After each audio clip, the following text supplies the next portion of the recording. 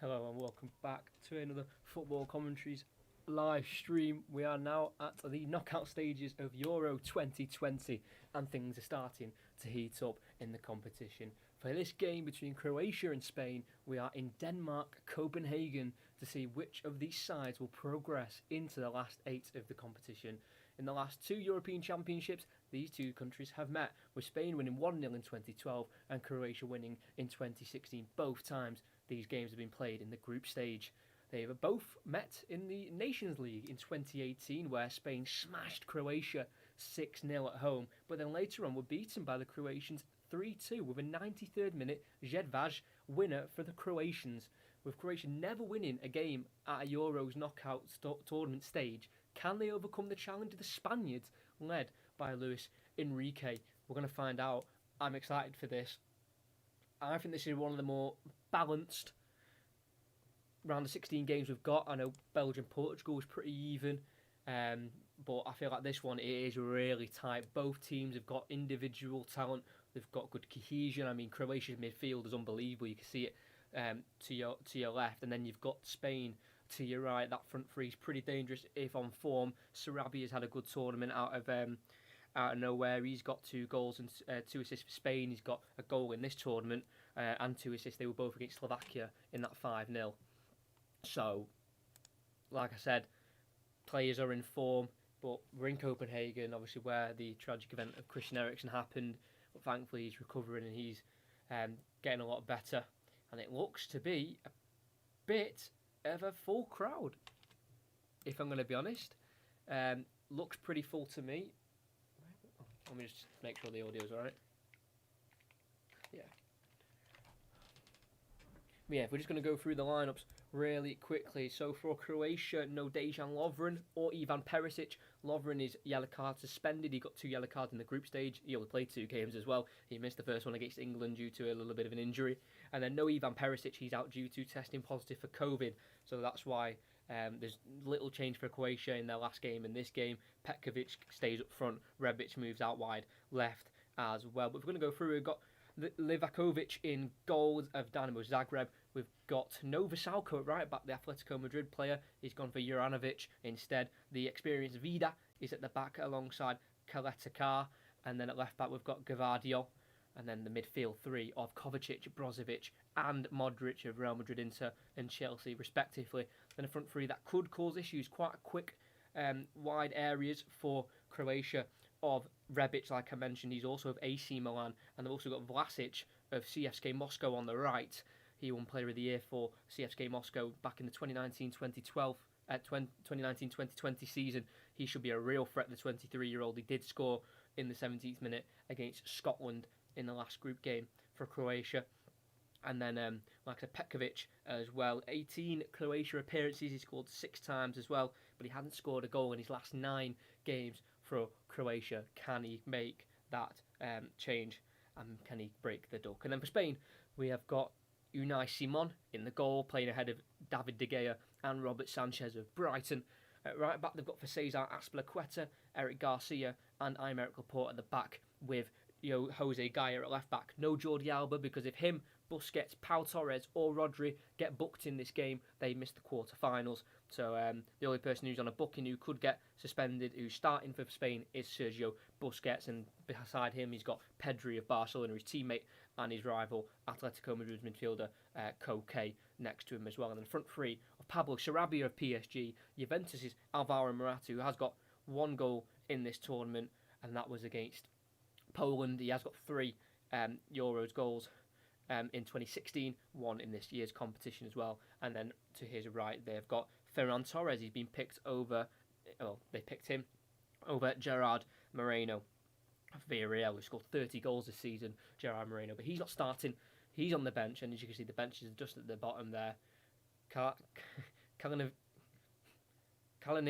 Sluga, Vasalko, Skoric, Bradaric, Baldej, Pasalic, Ivanusek, Brekalo, Orsic, Kramaric and Budimir for Croatia. And then for Spain we've got David De Gea, Sanchez, Diego Llorente, Pau Torres, Alba, Rodri, Fabian Ruiz, Thiago, Marcos Llorente, Dani Olmo.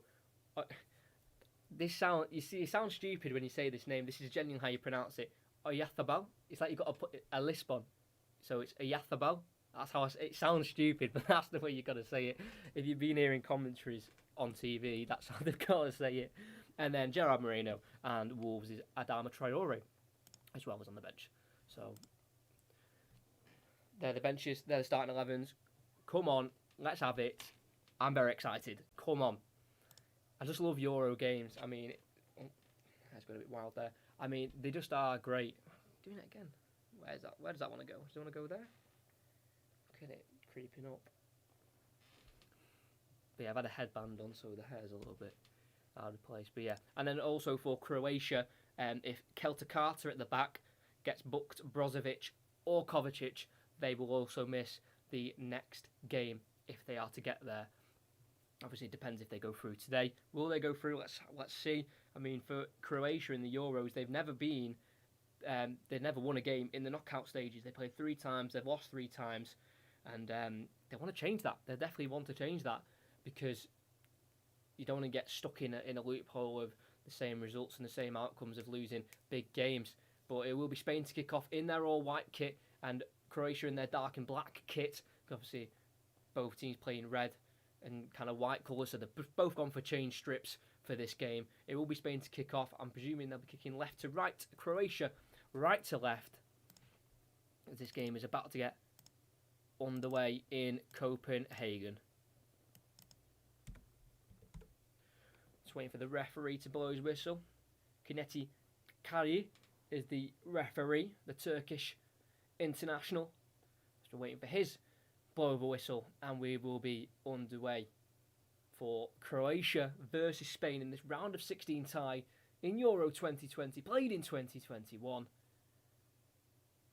Waiting for the indication from the 4th official and the people on the sidelines to get this game going. And we have Spain to kick off. Aymeric Laporte sending it towards the right-hand side. Ferran Torres tries to win the header, goes over his head and out for a throw-in for Croatia. Then Spain push up the pitch, and we are underway in this round of 16 tie. We've not got many left. We've got France and Switzerland playing later on today, and then we've got the big one of Germany versus England tomorrow as well. Just going to wait for the timer to get going as Brozovic tries to help it forward, cut out by Sergio Busquets, and then Azpilicueta hooks it back to Eric Garcia. And Spain are now in possession with Aymeric Laporte. Did score against Slovakia. Good looping header. Playing his 5th appearance, or making his 5th appearance for Spain. Aymeric Laporte switching from France to España. And every player is in the Croatia half other than the Spanish goalkeeper. There's Eric Garcia making a move from Manchester City back to Barcelona. Laporte into Koke, back to Eric Garcia. We know Spain like to have a lot of possession, and we're going to presume they'll have the majority of it in this game. They're just playing it around the back with number 24, Aymeric Laporte. Koke. There's a ball on toward the right-hand side, towards Azpilicueta, who will play it inside, and he's been knocked over for Ferran Torres, but it will fall back to Azpilicueta. Koke, volleying it back to Garcia. That was a good find there from Koke to Azpilicueta. Laporte looks for a ball over the top. He's found his man, or has he? No, good goalkeeping by Livakovic. Jose Gaya, the left back, making a storming running behind, and I thought he'd got there ahead of the keeper, but good anticipation from the Dynamo Zagreb goalkeeper, Dominik Livakovic. The ball's been sent forward towards Petkovic. Does flick it on. It will be given chase to by Vlasic, but won't get there ahead of Unai Simon, of the goalkeeper in between the sticks for Spain. Both playing a flat 4-3-3. Hopefully that doesn't mean they will cancel each other out in any way. It'll be a bit of a free-flowing game.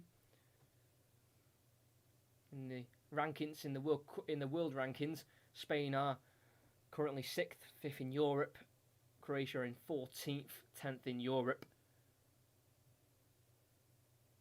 Spain are looking to get on the attack. Ferran Torres loses his footing and loses the ball for Spain. Just on the right-hand side there, the Manchester City winger, signed from Valencia last summer. Thrown in. Rebic can't win the header. Fall to Azpilicueta, who plays it back to Unai Simon. They're 5-0 against Slovakia was the most goals they've scored in a game for the last 8 games. They have been partial to quite a heavy scoring win. Spain, they beat Germany not too long ago 6-0. That was in the Nations League. So when they do get going, sometimes they can score many goals. Laporte switch to the right hand side. Torres chests it down beautifully. Great work from the winger, nearly tackled, but he gets it to Koke. Who are back to Azpilicueta, now inside to Busquets. The Spain captain did miss the first 2 due to COVID, but he's back, replacing Rodri. I think he was voted player of the match in their game against Slovakia. Sergio Busquets, making his 125th Spain appearance. Laporte has it now, looking for a forward pass, but has to go across to Koke. Ferran Torres receives the ball again. Tries to lay it off to Azpilicueta, just a little bit too far behind him. He goes out for a Croatia throw-in. Interesting there, Manchester City and Chelsea link up on the Spain right-hand side as Gavardio has it at left back, throws it back to the goalkeeper, has to volley it away first time, and it's not the most convincing of clearances, and a throw-in it is for Spain. Livakovic with not the most convincing of goalkeeping clearances from Gavardio's throw-in, who's usually a centre-back, but he's playing left-back today. Ooh, caught there late. Alvaro Morata dropping deep for the ball and caught by Brozovic, who, remember, if he gets a booking, he will miss the quarter-final if Croatia get there. Receives the ball, Morata tried to flick it around Brozovic, but caught late. Ended on the deck and a rightly given free kick by the referee. Got some defending to do, Croatia. First 5 minutes, they barely had a touch of the ball, Croatia, because they will need to get players like Kovacic on the ball and Modric and Brozovic to find their forward men. Sorry, I need to silence my phone, get an F1 notification. Koke is over it, and Sarabia. It'll be Sarabia, the left-footed winger, swings it in, headed it into the sky and flicked away by Croatia. Modric can't help it away. Vida has to head it to the right, but it will be Morata to get there first. Playing it back. Ooh, bit of a coming together there, but it's ball put in. Flick down towards Koke, can't get the strike away. And Croatia can break with Mateo Kovacic bursting away. Finds the ball down the line, but it goes out of play. And a Spain throw-in. There was a bit of a collision there as the cross went in on the left. Vlasic and I think Jose Gaya collided, but there have also been a collision in the box. Croatia's man's down. I think it's Kaletakar, the number 25 it is. That is Josko Gavardio, the left back actually, who's on the ground. Let's have a look. The ball went in. Ferran Torres, I think, just caught him with his elbow as it went towards Koke, who couldn't get connection on the ball. I think it's a fair challenge, a fair win from Torres. I mean, the elbow was just him using his arms to get an advantage. So he wasn't malicious of any kind. It'll be Cesar Azpilicueta to take his throw in as Gavardio is okay to continue. Busquets back to Eric Garcia, making his 10th appearance for Spain. Eric Garcia played 71 minutes against Slovakia, his only minutes in the competition so far. Being selected ahead of Pau Torres, who is one of those 4 who will miss the quarter-final if booked and if Spain get there. Laporte in the Spain half. Sends it to the left to Jose Gaya of Valencia, the captain of Valencia as well. Laporte. Both of these teams finished second in their group. Croatia with 4 points, Spain with 5. 5 meaning they went unbeaten.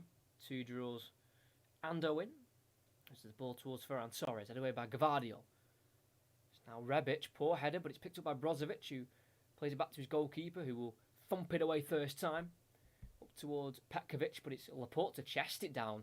Such composed defending and try and go on a run down the left, but he's been tackled by Juranovic, but then Spain winning back with Jose Gaya as they try to break away on the right with Vlasic. It's now Morata, Koke, Busquets. The problem with Spain so far has been a lack of intensity when on the ball. Pedri, their wonder kid in midfield, signed from Las Palmas last year to Barcelona.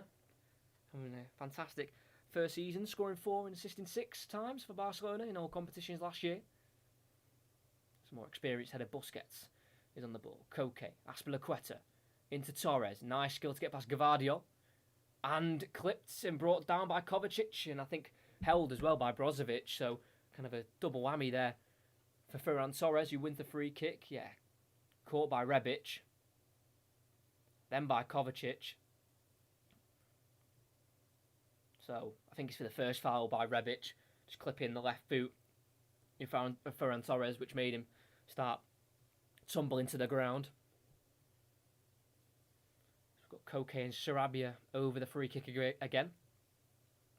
That'll be an in-swinger of Sarabia, a right-footed outswinger of Koke. Will be an outswinger in towards Azpilicueta, who heads it on, and it's an easy catch in the end for Livakovic.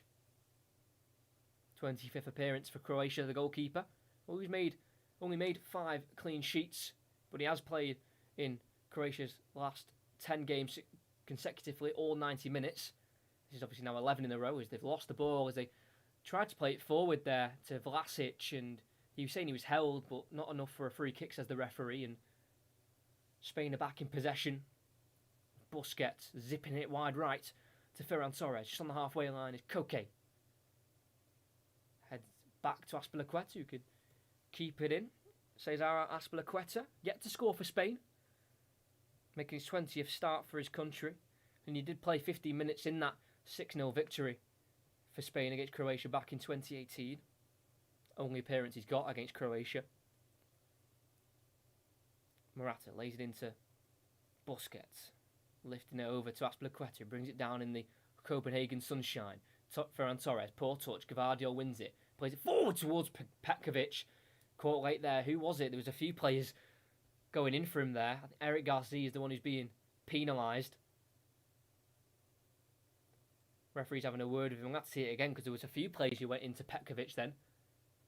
Busquets went in, he missed the ball, but it was Garcia from behind who took him out and brought him to the ground.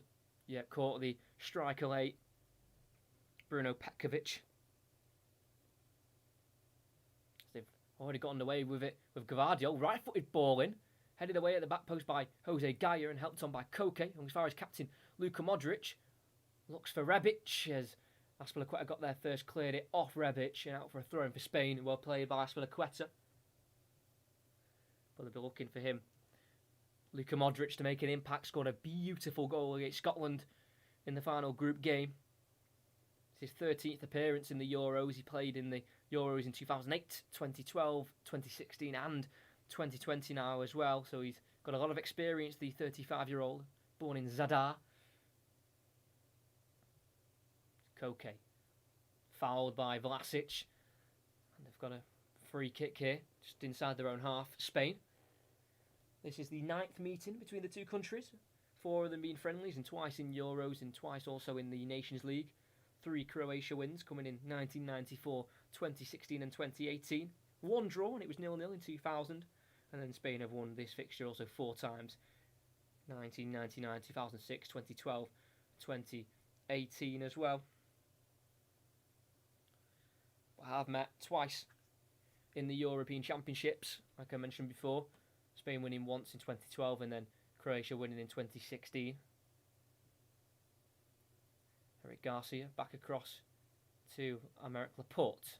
Guy's making another run on the left and he will find the run of Gaia. He's also got support himself. Goes inside looking for Koke on the edge of the box. Well cleared away by Kovacic. Out for a throw-in on the far left for Spain with Jose Gaia. Good tracking there by Mateo Kovacic.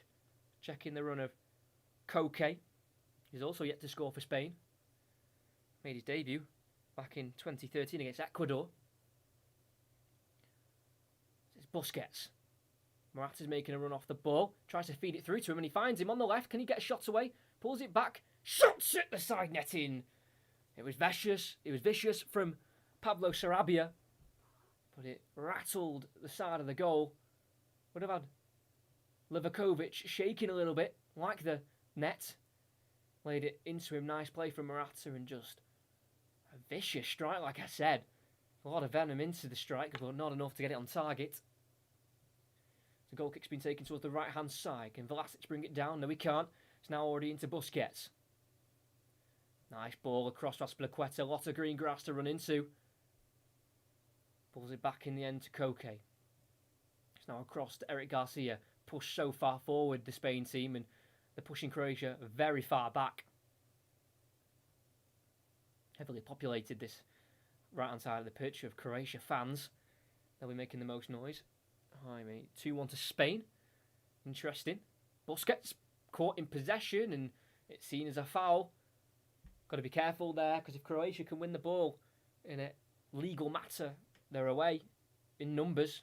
But that time was a foul. It's now Pedri at Barcelona and Spain. Laporte, Busquets, left-footed ball out wide. Left, cut out by Croatia, but went straight back to Laporte. And Spain are back in possession. It's a dominant first 13, coming up to 14 minutes for Spain. They'll want to proceed into the quarterfinals for sure. Ball over towards Morata. Header won by Kaletakar, and it falls to number 17 of Rebic.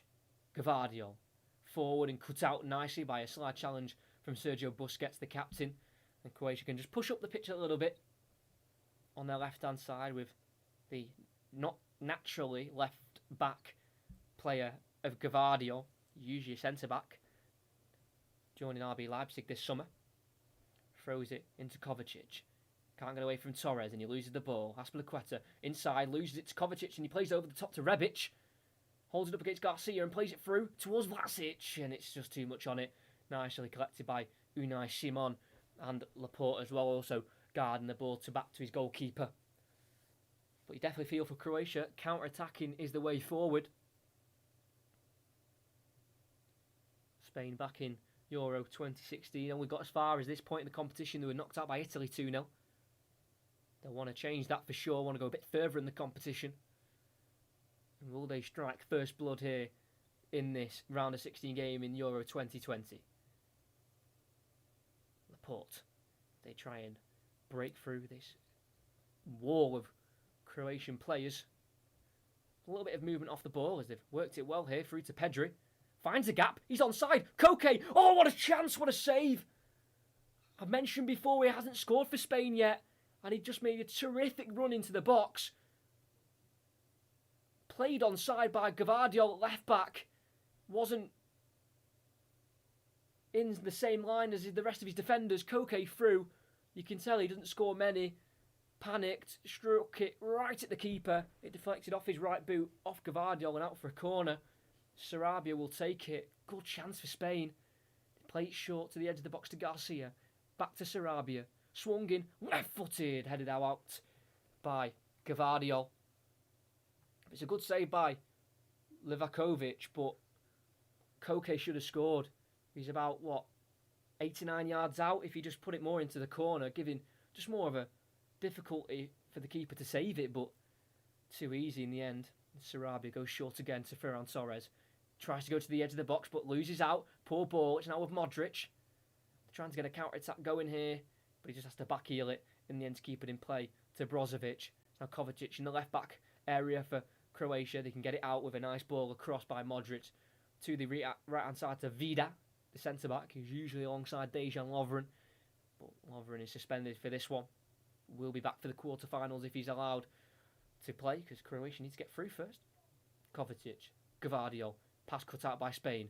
Busquets gets it to Torres. Now Morata down the right. Good back heel into Pedri. Good play from Spain. They've worked it wide left with Koke swinging it across. And they can now rebuild their attack from the left. Things with Spain, they're looking a lot more on it today. They lose the ball. They go right back into the press to try and win it back and get on the attack. So with Garcia. Their movement's looking good as well. Just making little runs in behind, giving Croatia questions, but that's a poor ball. And Croatia have won it back, and Modric has set Rebic away. It's a poor touch, but he just about keeps it away from Aspilicueta. Plays it. Good little back heel from Petkovic. Brozovic. Through to Vlasic. He's going to have to keep it in. Just about. Works it away as well from Gaia. Plays it into Brozovic again. Juranovic, the right back into Brozovic. Kovacic, on the halfway line. They were forward there, but they've just had to work their way back to keep possession. Something they've not had a lot of in the first 18 minutes or so. Brozovic back to Livakovic in the Croatia goal, or are you having to make one save through Koke to Modric, who wins a throw-in? Yep, wins a throw-in. Tried to get round a Spain player, but he just flicked it off the Spanish leg and now wins a throw-in. It'll be Juranovic to take the right back. Been quite the surprise package in the tournament in terms of keeping his spot at right back as he loses it from the throw-in. Usually it's Simi Vesalko of Atletico Madrid playing at right back for Croatia, but Josip Juranovic has took that spot of Legia Warsaw as they've got some defending to do now with Pedri. Wide right in the final third to Ferran Torres. Works a crossing. It's dangerous, it's Morata!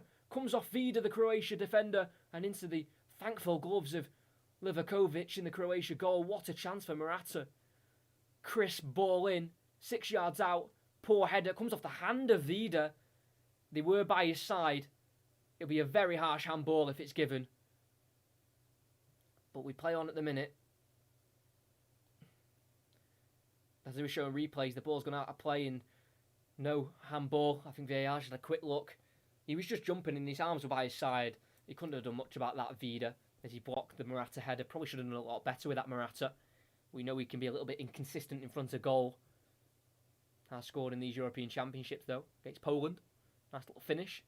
That was checked for VAR as well, that goal, wasn't it? Questions of offside. Well, he was giving it offside at first. Spain are back in possession with their goalkeeper. Oh, he's letting it go through and it's an own goal! Oh my word, Unai Simon fails to control the pass back and it's crept in. Croatia fans go wild in Copenhagen as Unai Simon has had an absolute catastrophe for Spain. Laporte gave it to Pedri, played it back to the goalkeeper.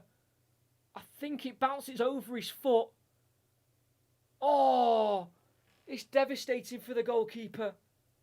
Tries to control it, comes off the top of his boot, rolls in, and before he can even think about chasing that ball, he already knows the doom and gloom of the outcome. And what a way to go behind after having so much of the ball for the first 20 minutes, Spain. Croatia not even had a shot on goal, I don't think. And it's a gift. An absolute gift. As they've already won it back, Croatia, and fairly. Petkovic finds Brozovic. Wide left to Kovacic in the final third. On the left. Goes back to Brozovic. Just too much on it, and Morata can pick it up. He clips Morata, and he's brought down the Juventus striker. And I can now change the scoreline. 1-0. What on earth did I just see? Crazy. Croatia take a lead of just luck on their side. And just as a goalkeeper, it's a lonely world. And he won't feel very good about himself as Ferran Torres has lost the ball to Rebic. Pokes it through to Gavardio. Gets beyond Azpilicueta, but the touch is too heavy and Busquets can win it back for Spain on the right. As they've got a mountain to climb now because Croatia will guard this lead and just play on the counter-attack like they were doing it 0-0, but they've just been given a free goal. As Busquets has it for Spain. They've not been too bad, Spain, with their passing. Well, commentators curse Spain. You lose the ball with Busquets lifting it out of play for a throw-in. But some of their movement off the ball and some of their chances have been decent. They've had that one with Koke and Morata. So it's not like they're lacking creativity, Spain, today. They've made a couple of chances already, but you just can't predict anything like that happening. For Unai Simon, the man in the Spain goal. So unlucky. I say unlucky, it is poor. As a goalkeeper myself, I just do feel bad because similar has happened to me. Ball's come back to me, I've gone to hit it, I've completely missed the ball and it's gone in the back of the net. You know, it does happen, but on a big stage, it can't. So with Laporte on the halfway line, Jose Gaya, he's in for Jordi Alba today, who's one booking away from a suspension. But at this rate, they won't be going into the quarterfinals. It is currently Croatia. Garcia towards Morata. 2 Croatia players cutting it out, and it falls all the way back to the goalkeeper, Livakovic, who then clears towards Modric. Misses him, but he has a flailing arm, and he does catch Pedri of Spain, and it's a free kick in the Croatia half for Spain. Thanks to everyone who's here. If you could like and subscribe, that'd be fantastic. I hope you're enjoying the commentary. Busquets, pass cut out, way too easily. Kovacic can break. It's to Rebic on the left-hand side. One-on-one with Azpilicueta. Plays it back into Kovacic. Inside to Brozovic. Now Rebic again. Through to the gap on the left wing for Kovacic. One of the more underrated players in the Premier League. Gavardio. To Luka Modric. Back out wide left to Kovacic. Good calm play from Croatia as he gets it through. Now Rebic hits the hand of Eric Garcia on the edge, but I don't think he meant it. It was just while he was sliding in. His arm was on the ground. It did hit his arm. And it's cleared by Spain in the end to Gavardio, left back. Hopefully, Croatia goalkeeper doesn't make the same mistake as Unai Simon as they play out from the back here. Croatia just enjoying a little bit of possession that they've lacked in this game. Juranovic down the line to Modric. He makes a galloping run forward. Decides not to use it, and he plays it to Vlasic. He's onside, he's in the box, on the right. Can he work a shot? Tight angle, side netting. Pablo Sarabia at the other end hit the side netting. And so is Vlasic. Got away from Eric Garcia well too easily on the angle. Probably should have tried to square it, but I think he was asking his teammates, where's the options? Didn't really have anyone to pass it to, Vlasic, so took on the strike, looking for his second goal in the competition. But unfortunately, hits the side netting for Croatia. Thankfully for Unai Simon, gives him a bit of a break. Because at this rate, it's his mistake that I'm causing Spain to crash out. It's Pedri in the Croatia half for Spain. Can they maybe get a goal before half-time, make it 1-1? Spare the blushes of the goalkeeper. Spain have won the Euros 3 times. 1964, 2008 and 2012 as well. Joint most with Germany. They have failed to qualify quite a few times, Spain as well, in the earlier parts of when the Euros were founded. But, still getting to the competition should be first hand for Spain, as they have lost it. Laporte looking for a ball over the top. Sarabia was brought down, but the referee saw nothing wrong with it. It's back with the keeper, who now goes long. Oh, fantastically brought down by Vlasic. Oh, he's going to keep running. What a run. Plays it across to Petkovic. In the Spain half, on the edge of the boxes, Kovacic works onto his right foot, decides to shoot, and it just goes over the top of the crossbar. Great play, good ball from Livakovic, and then brought down beautifully by Vlasic.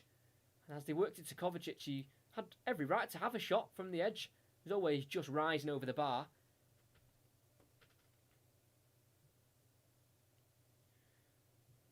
But that is an attempt for Croatia, not too far away. As I think they do look dangerous when they get the ball, Croatia, and they get into the Spain half and they play their football. They're looking like they're posing a threat every time. Busquets out to Koke. Looking for an over-the-top ball to Ferran Torres. Stays in. Beautiful ball. Ferran Torres. Crosses. Sarabia with a header. Looping over the crossbar. That's a goal kick.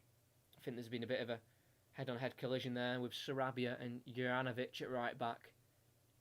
Yeah, nothing wrong with that. I think he should maybe buying a bit of time there, the right back. But yeah, Pedri with a ball back.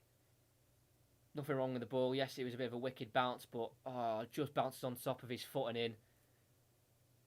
It will be given as an Unai Simon own goal, surely, because he did get a touch off the top of his foot. Yeah, given as an own goal to the goalkeeper. Just has to get his head up and just try and forget about it in the hardest way. He's not even an experienced Spain goalkeeper. He only made his debut last year in 2020.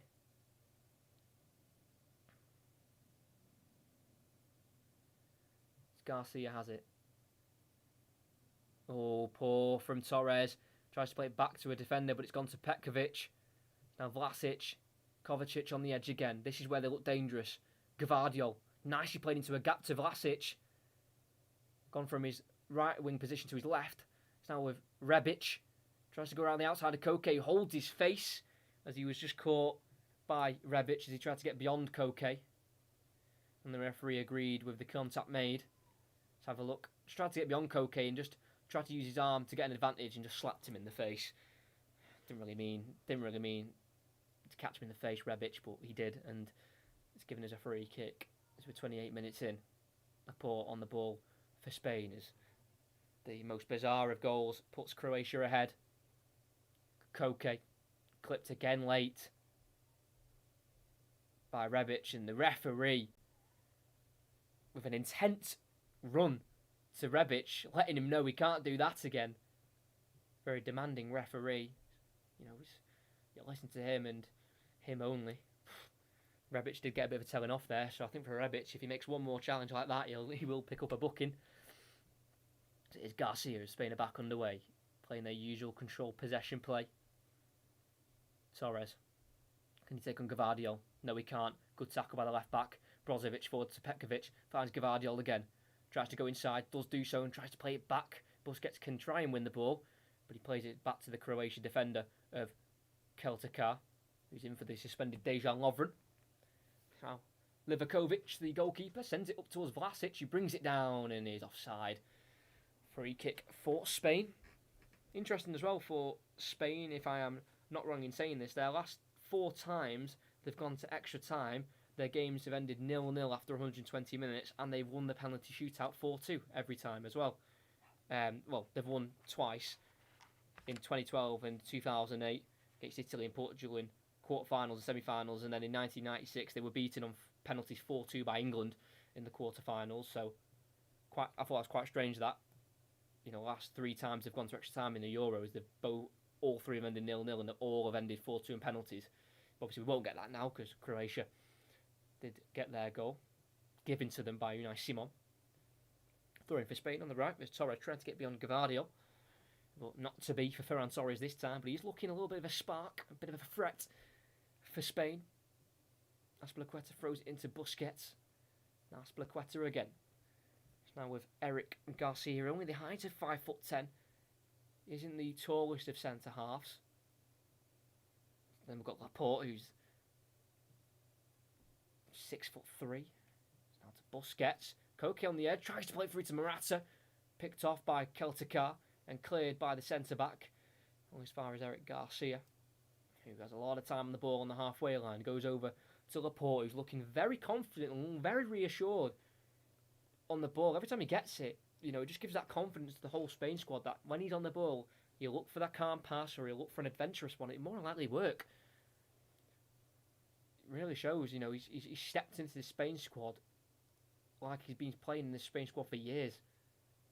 It's Laporte over the top, finds Morata, he brings it down, he's on an angle, but it's good defending by Keltakar. Got there ahead of Morata. Slid in, sending it away for a corner. Good strength from Keltakar. And it's going to be a corner for Spain. Koke is over it, and they've also got a left-footed option of Sarabia. It'll be Sarabia to take, swinging it in, headed away by Croatia at the near post. As the referee blows for a free kick to Croatia. Ball swung in, headed away by Rebic, but just behind them, Azpilicueta and Petkovic collided, and it is a fairly given free kick to Croatia. Azpilicueta going in a bit too strong there with his arms, flailing about.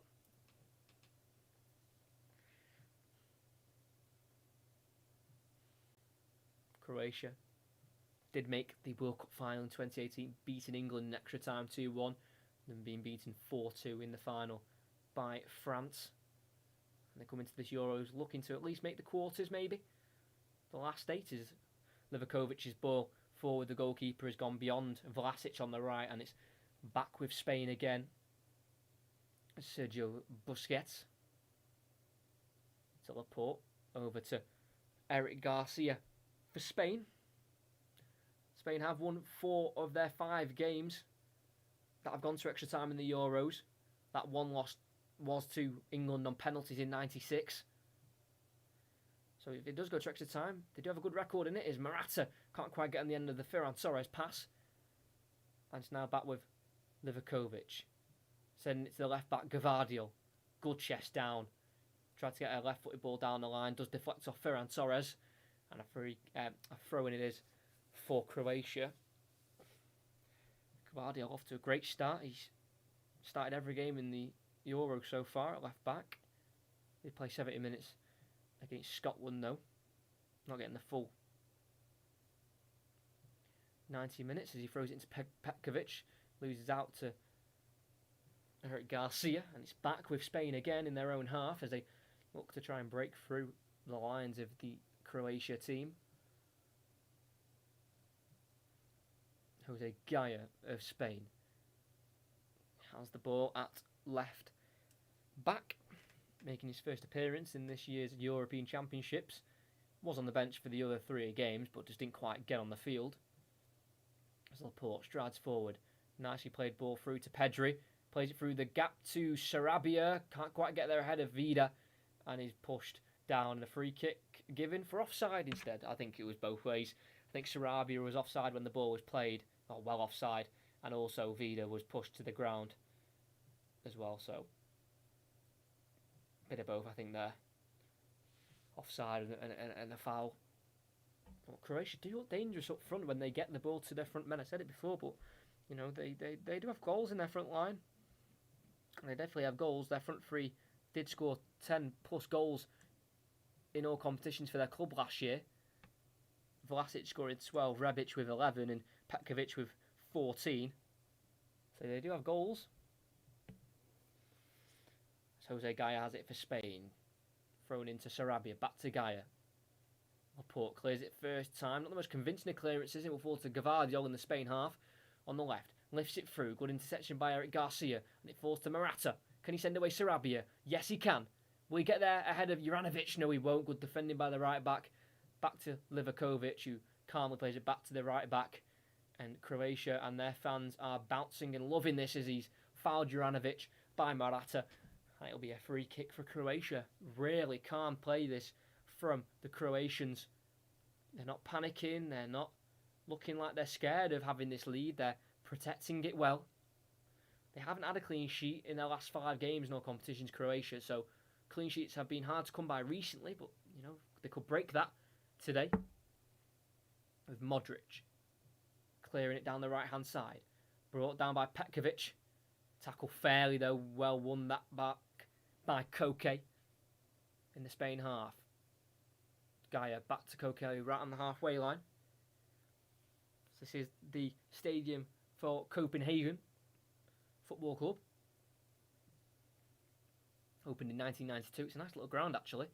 Wouldn't mind visiting that. It does look quite nice. Very compact ground. The fans are all nicely close together. Ferran Torres has got the ball on the right. Can he work across? He's one-on-one with Gvardiol. Tries to go around the outside. Works across. Deflects off the left back. Out for a corner for Spain. Can they make one of these corners work? They obviously had a scoring spree against Slovakia, 5-0. But in the other games against Sweden, they drew 0-0. They struggled. Quite boring for the majority. And then did score one against Poland, but wasn't too threatening. They did miss a penalty, though, with Gerard Moreno in that game. So Sarabia and Koke are over this corner again, but I think it could be Koke to take. An out-swinging right-footed ball, and it's dangerous. It's headed away. Over to the edge to Pedri, who lays their cross to Gaya, who strikes it, deflects off. An in-running Azpilicueta, and wide it goes. Didn't really know much about it, Azpilicueta. Kind of just cannoned off him. He was onside. Couldn't quite direct it on target. And wide it goes. Bounced off his knee. Was curling towards the far post, curling inwards as well, but that's not quite on target, and it will be a Croatia goal kick. Playing out from the back now with Vida. First time clearance, poor by Livakovic, but it's got distance as Modric dummied it, and it went far past the Croatian half, but it was picked up by Eric Garcia in the end, and they can attack again with Champions League winner Azpilicueta. Into Sarabia, gets the return from Koke, plays it across and brought down to Pedro on the edge, lifts it over to Ferran Torres. Right-footed touch, lays it back to Gaya, who strikes, deflects in the box. Back over to Sarabia, finds Gaya, who then shoots. Good save, rebound. Oh, it's in! Finally, Spain have a breakthrough, and it's Pablo Sarabia, who scored against Slovakia and assisted twice. Scores in this game against Croatia. They've been dominant in possession. They gifted Croatia their goal, and off the run of play with the domination of possession. I think this is just about deserved. It was scrappy. Gaia had a shot deflected off Modric. It was poked out by Koke back to Sarabia, who then got it to Gaia, who then struck. It was a very good save by Livakovic with the left hand, but as he spilled it out, it was right to Sarabia. He struck it, it deflected off the arm of Keltakar, which helped it nestle into the top right corner. I think it also came off the goalkeeper as well. Double deflection, double delight for Spain. They're back in it at 1-1. Croatia 1, Spain 1. And you could say that is what they deserve after a howler at the other end. They've been persistent at the other. And Spain have drawn level against Croatia. 1-1. Pablo Sarabia. Like I said, it's his second goal now in the competition. Got one against Slovakia and also got 2 assists in that game. Sarabia picking up his 3rd goal in Spain colours. You know, his 8th appearance for his country as well. As it's Rebic. Nicely through the legs to Petkovic. He's running up the defence. Shifts it onto his left foot. Back onto his right. Plays it across to Rebic, who might be onside, but his touch is poor. But he was offside anyway. Sorry about this. His touch did play it out for a goal kick anyway, but he was offside. So lose-lose. Sorry about this.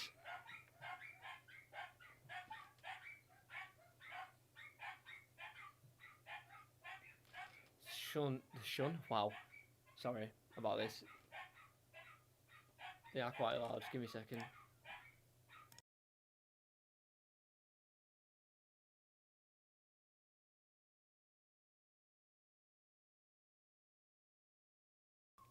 Right, they're not going to shut up, so I do apologise about this. It's Sarabia on the right. Torres. Switched wings there. That was a good call from the manager as he swung a ball in, headed away by Gvardiol. It's now with Modric. Brozovic forward. Finds Petkovic, but he pushed Garcia to gain possession. And it's a free kick for Spain. But I was literally about to call it, but obviously the attack was happening, so I couldn't. But Sarabia just moved to the right-hand side, and Ferran Torres out wide left, and here's Sarabia again on the right. Plays the overlapping Azpilicueta, who pulls it in, and Brozovic can clear. That'll be a throw-in for Spain. Yeah, I was just about to mention it, but obviously they were attacking, but Sarabia just moved to the right, and Torres out wide left, and Sarabia picked up the right space in the box from that right-hand side to put the ball in the back of the net and give Spain that goal to get them level just before half-time. They could have a chance to score another with Koke, who came close himself earlier on in the first half before the own goal. Azpilicueta. Koke across to Laporte just above the halfway line and in the Croatia half. He finds Busquets in a little bit of space. Works it to Sarabia, who likes to cut in from the right onto his left foot. He's going to run at Gvardiol, go on the outside, look for a ball across, deflects off the full-back, and out for a corner for Spain as they are really piling on this pressure.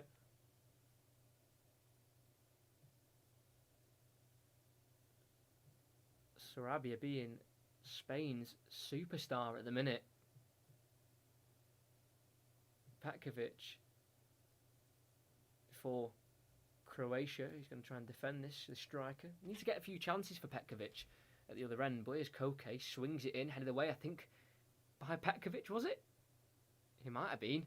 Not sure, I couldn't quite tell who it was. So it'll be another corner, headed out for another set piece. But yeah, I just feel like they need to get Petkovic a bit more on the ball, the striker. You know, they're getting it to Rebic and Vlasic, but I think if they give Petkovic a chance, I think he's got that killer instinct. Getting his second start of the tournament. Koke swings it in towards the near post, headed away by... Can't quite make out who's Rebic that was. It's now with Jose Gaia. Works it wide left. Nice ball to Ferran Torres. Shifts it onto his right foot. Swings a ball in. Cleared away. It's the first time hit by Koke, and it knocks over a microphone at the back of the billboard, or the billboards, the advertisement boards, and out for a goal kick. Here that was some pace, but was always curling away from goal. And this has been a decent half of football. I've enjoyed this. Obviously had a free goal for the own goal where Pedri played it back to his goalkeeper and he couldn't control it. And Sarabia's finish. Rebic brings it down beautifully again from a goal kick. And he finds Vlasic. Not many options, but he plays it back to Brozovic, who just about keeps it alive with Luka Modric, former Ballon d'Or winner. Kovacic caught from behind, free kick to Croatia, taken quickly. And they press Vida, one of the more experienced players in the Croatia team. Plays it through. Nice ball as well. It's now Vlasic. Juranovic, the right back, gets forward and will swing across in towards Rebic. Couldn't quite get there, and Unai Simon, who seems to be mentally okay after the mistake, comes out to collect. Thought it was going to be Petkovic getting on the end of that, but it was Rebic. Couldn't get the ball directed towards goal. Busquets.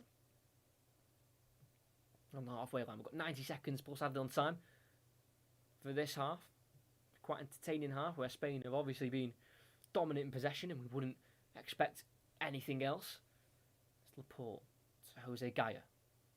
Morata drops in for the ball and he collects it and he swings across in and it's looped in the air from the clearance from Keltakar and headed away by Gvardiol on the edge and helped on by Brozovic. Finds Petkovic, who'll have to hold it up, and finds Gvardiol, who then plays it forward to Rebic, who loses out to a strong challenge from Koke. Good pressing, good intensity by Spain. Laporte on the halfway line. We know he's found a lot of good passes in this game so far. Just plays it across to Gaia. 5-yard pass, and then once again it goes back to Aymeric Laporte, who's won 10 trophies at his time at Manchester City. Will he win one with Spain? It's Pedri. Can't quite find Morata through the sea of Croatia shirts. They're trying to get it out with Vlasic. Good tackle by Gaia. Loops it forward as far as Modric, who heads it forward, and the break's on here. Ball forward towards Rebic. The keeper has to come, and he does clear very nicely. If he didn't win that, Rebic has got an open goal. Good defending. And then a foul given by a Spanish player. Rebic gave chase. Unai Simon was the first to get there. Well played by the goalkeeper. It was a good ball, I think. I'm not sure who it was by, but a good ball nonetheless. As Vida has it, the centre back, just about nearly intercepted by Ferran Torres. Got 1 minute of added on time. Ball played forward, deflected as well. Brozovic will chase it, but Laporte will get there first and clear down the Spain left. Held up by his City teammate Ferran Torres, but he gets fouled from behind, and a free kick for Spain in their own half. Just nudged in the back there by Damajo Vida. Like I said, the more experienced player, 32 years of age, made his debut in 2010 for Croatia. He's making his 92nd appearance. Did score in the World Cup when they faced Russia. Vida. Sarabia. That's been quite a good ball inside Koke. Then I don't know what I'm saying. Morata, it's over the bar. Really struggled to get my words out there.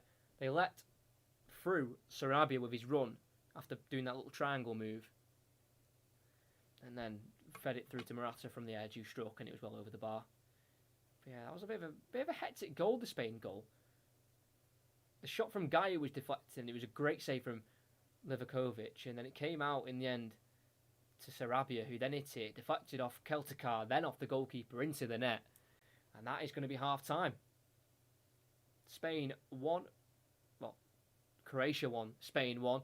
Croatia did take a lead in the 20th minute. It all seemed plain sailing for Spain early on until Pedri played a back pass from about the halfway line all the way to the goalkeeper Unai Simon.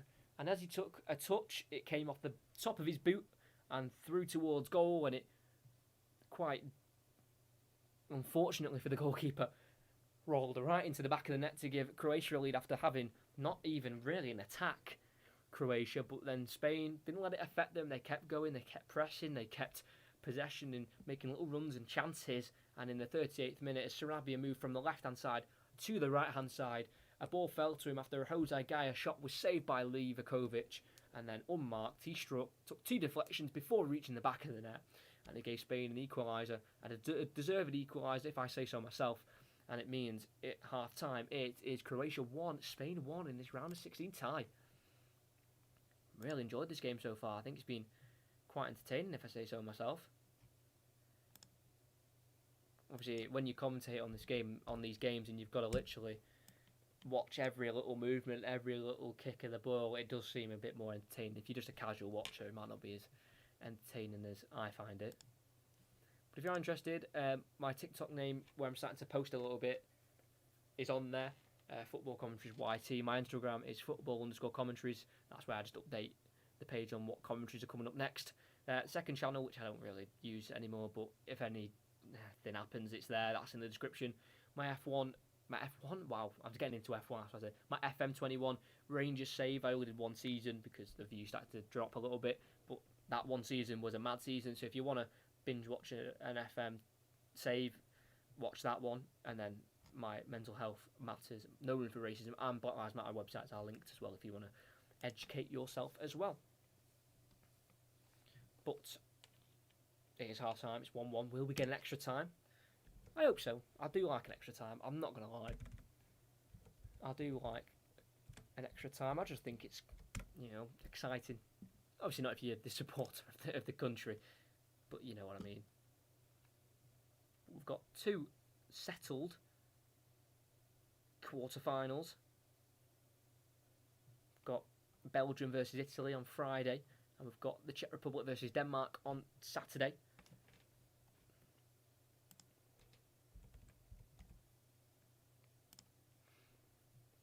Let's see who faces who with these wins.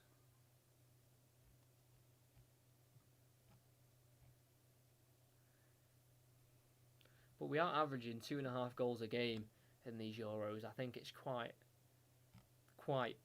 impressive how exciting this Euros have been. Obviously got off to a devastating start with the Christian Eriksen incident, but as soon as it's like that, I'm not saying, but that news of him recovering, and it's just the tournament's just gone up from there. It really has. I think it's been fantastic.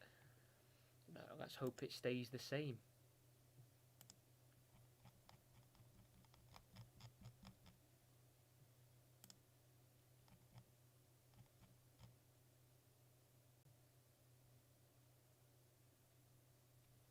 So if Croatia or Spain win, they will face France or Switzerland on that Friday at 5 o'clock in St. Petersburg. We've obviously got Belgium versus Italy, that's in Munich. Czech Republic versus Denmark, that is in Baku. And then Sweden or Ukraine will face either England or Germany on that Saturday, 8 o'clock. It will be in Rome, that one. And then the remainder of the fixtures, the 2 semi-finals and the final, will be played at Wembley. So, yeah. I don't know if I'll do a quarter-final commentary. I'll definitely do a semi-final. I won't do the final because, I just don't think I will. But I'll think about the quarter-final commentary. Make sure you follow the Instagram, football_commentaries. Follow that, and if you see me post saying next commentary is a quarter-final, then obviously I'm doing one. If not, there'll definitely be a semi-final one instead. So I'm undecided if I'm going to do a quarter-final one, but there will definitely be at least one more Euros commentaries before the end of the competition. So just make sure you look out for that. Thanks to everyone who's joined as well. Decent number. My last few streams have not done great for views, so everyone who is here, thank you. Doing some great numbers. Just make sure you like and subscribe. That's all I can ask. Just being here is enough, but also liking and subscribing does help a little bit. Not a lot. We did game on as well. If you're still here who subscribed, thank you. I've just seen it come through, 582 subscribers now. But yeah, France or Switzerland for the winner. So if we get maybe a Spain-France, could be quite exciting.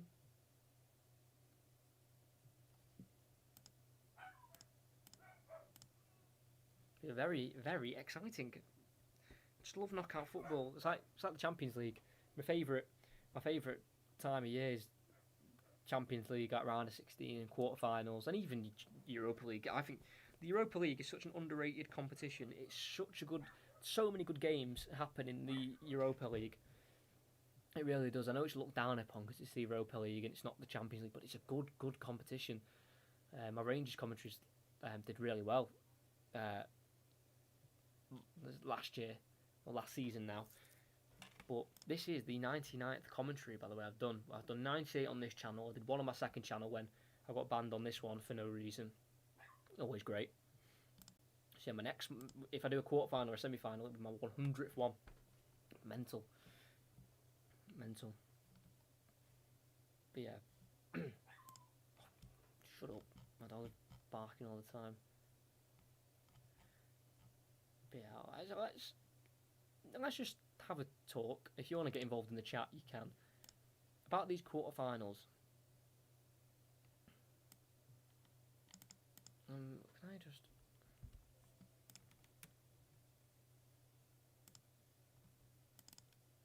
do something really quick?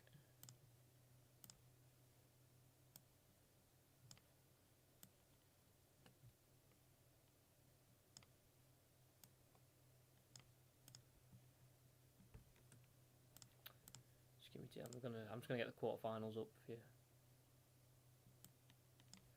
There we go.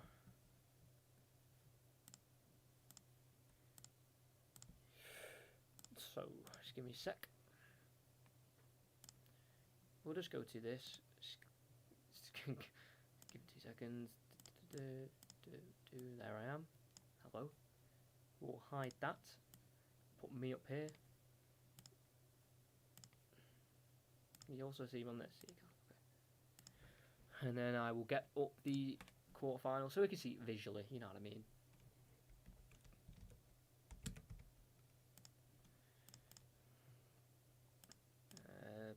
Screenshot. Is it that one? Yep, there it is. Boom. We can make this bigger as well.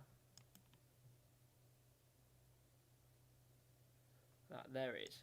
So we've got France, Switzerland, Croatia, Spain, Belgium, Italy already confirmed. Also Czech Republic and Denmark. By the way, Denmark or Czech Republic will be in the semi-finals. What an achievement for either country. And then Sweden, Ukraine. What are we thinking? What are we saying? Who makes the semi-finals in these draws? Because for me, I think if France get through tonight, which I think they will, I don't think Switzerland will have enough. I know obviously Austria gave Italy a really good game, but I just don't think France will be too troubled. But again, we don't know. Switzerland could just pull off an absolute madness of a performance and they go through. So you never know. And then Croatia, they look good on the break, but will they be able to hold an Mbappe and a Griezmann and a Pogba who is just... By the way, Pogba is just 100 times better with France. I don't know if it's because he feels more connections to France. He feels like he's got more pressure. I don't know, but every time I watch a France national team Pogba, he's unreal. Against Germany, when I commentated on them a few weeks ago, unbelievable performance. I just don't think Croatia could hold that. I think Spain would give them a good game, but again, I think defensively Spain just lets themselves down.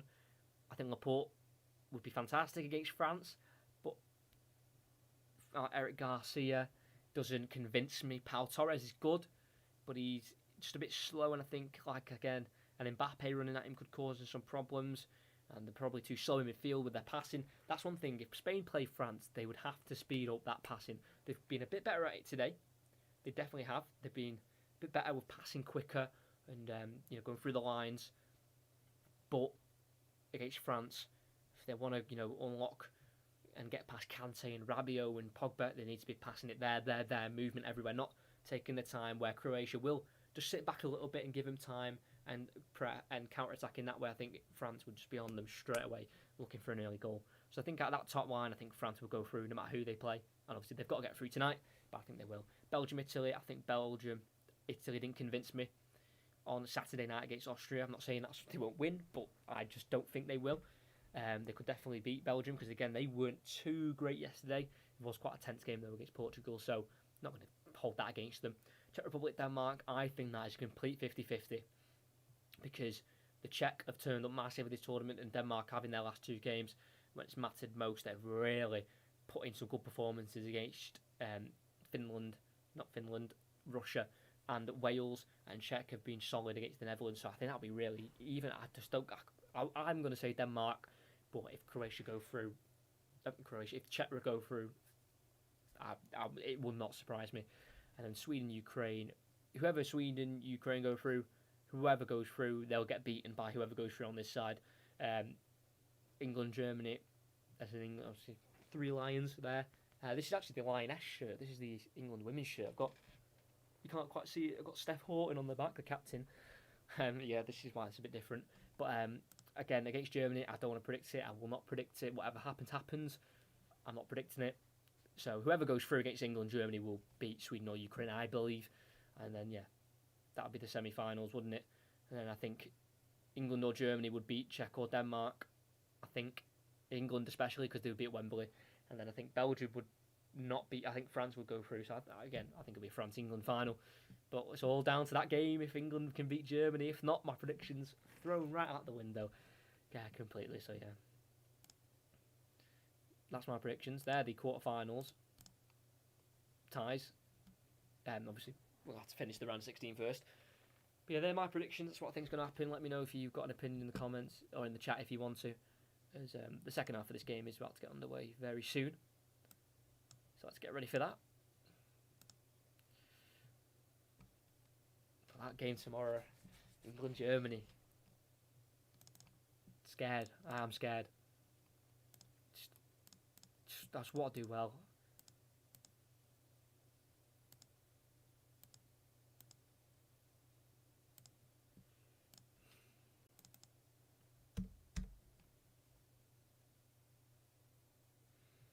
Yeah, the second half will just have me starting in a couple minutes' time, where Croatia took the lead, free cone goal, but then were pegged back to 1-1 just before half time by Pablo Sarabia. Will we get more of the same in this second half, where Spain dominate possession and Croatia just look to counter-attack, or will Croatia try and get a bit more into the game? You know, maybe try and get a bit more possession for themselves, or are they happy to not have possession? We'll just have to wait and see.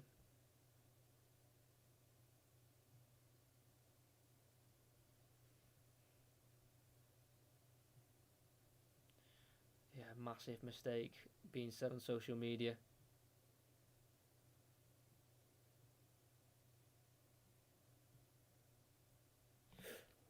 Yeah, let's bring. I just want extra time. I'm not gonna lie, I want pens. I've got my stats ready for pens. I've got them ready on the second sheet. I made sure I was prepared just in case, because you never know what games happen as commentators. You don't know. Can't predict the future. I don't know. You know, we could see Croatia going with 5-1. Do you know what I mean? You just don't know. So, yeah. The Spain team are just in the tunnel before heading back out. There's Graham Souness. Looking good with a beard. Must admit. He looks a lot better with one than without. Still doesn't mean he talks a load of rubbish, but, you know. Looks a bit better. Who else is doing the punditry then? Ian Wright, Ashley Cole. I like Ashley Cole as a pundit. I think he talks a lot of sense. You know, doesn't think he knows everything, but does also know himself that he was in the game for about 20 or so years. So obviously his opinion is valid. And then Ian Wright, what a legend. Ian Wright. Nothing more, is there? Nothing more to say. But the players are coming back out now. As I think I just caught a glimpse of Zlatko Dalic, the manager of Croatia. 54 years of age, the manager. Did play defensive midfielder when he was a player. Has 3 honours as a manager. One when he was managing Saudi Arabia. One when he was managing in the United Arab Emirates. And one in Albania as well.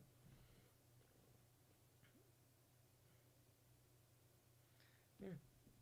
Manager of Croatia since October 2017. This is Luis Enrique's second spell as Spain manager. He's managed them 21 times, 10 wins, 8 draws and 3 losses. Those losses came against England in the Nations League, Croatia in the Nations League, and also Ukraine as well. There's also beat them. So, you know, if anyone's going to beat them, it could be Croatia. But we're about to get back underway. As it will be... Is it not Croatia? I thought it was going to be Croatia to kick off, but it looks like they're going to make a change. Half-time change is going to be Hoffenheim striker Andrej Kramaric to come on, formerly of Leicester City. Had a bit of an unsuccessful spell there, but he's been fantastic at Hoffenheim. Scored 25 goals this season in all competitions for Hoffenheim. He's going to come on and replace Bruno Petkovic. I was saying that just before half-time during one of the Spain corners. They need to try and get him the ball a bit because he's a bit more of a hold-up striker, and the wingers are holding up the ball quite well anyway. I don't think they need that hold-up striker. So they've brought on Kramaric to probably bring in a bit more pace and a bit more striker's instinct where if he gets the ball, he will score. But we're back underway with Modric on the ball. Into the midfield to Kovacic. His first pass is deflected, but it goes back towards him, but then he loses it with a heavy touch. Pedri lifts it into Busquets, tries to play it forward towards Sarabia, He loses out though to Gvardiol. And it's now with Kramaric on the left-hand side. Goes back in the end to Kovacic. Croatia back in possession. To their goalkeeper, Livakovic. Clears first time towards the halfway line where Kramaric will try and win the header, but Garcia is the winner of that aerial battle. And then Pedri helps it on. Helped down by Busquets to Koke. His pass is inaccurate to Pedri, and it's now with Vlasic into Juranovic.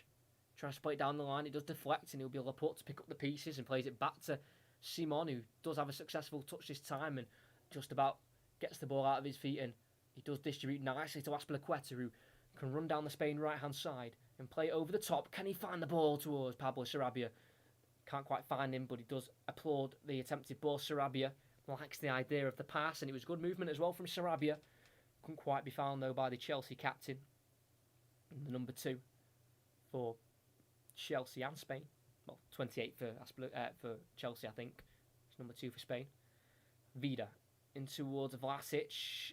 Is tackled fairly, said the referee, by Laporte, and it's played quickly forward to Morata, who's then been brought down by Gvardiol, and that will be a free kick for Spain. Just brought down there by Gvardiol. Alvaro Morata, fairly given free kick for Spain. Not in shooting range, quite far out, but it's a good chance to get a cross in here for Spain if they can work the goalkeeper. Their amounts of possession during this competition has gone down gradually each game. First game they had 86% possession, second game they had 77%, and then in the 5-0 win, which was quite bizarre, they had the least amount of possession they've had in the tournament so far, and that was 66. They've had a lot of possession in this game. Can they make this free kick work? Koke's over it. One-man wall of Modric. Curls it in, headed away by Vida to the edge of the box where it can be picked up by Pablo Sarabia. Twisting and turning on Luka Modric and plays it into Pedri. Back it goes to Garcia. Pedri just about shifts it to Busquets, but he loses out, but then so does Croatia. I think they're with Rebic. Now Jose Gaya. Busquets. Azpilicueta. Sarabia. Down the line. Good ball to Koke. 1-2 with Sarabia. And he's now back with Koke on the right-hand side. Pulls it back into Sarabia again. On the edge of the box. He finds Pedri. Back to goal. Twisting and turning himself. And he turns. And he plays it across to the left to Gaya. At left back. Can he find the right ball? Helps it in. And headed away to the edge where Modric helps it further along. And the counter-attack's on. It's Vlasic. He's got a lot of pace, a CSKA Moscow winger, but the touch is too heavy. Invites the tackle from Laporte, and a throw-in it is for Croatia on the halfway line. Should have done better there, I believe. Nikola Vlasic.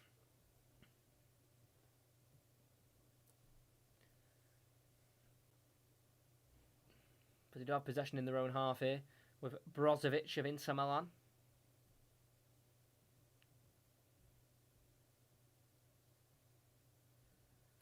Now got a throw in. Croatia.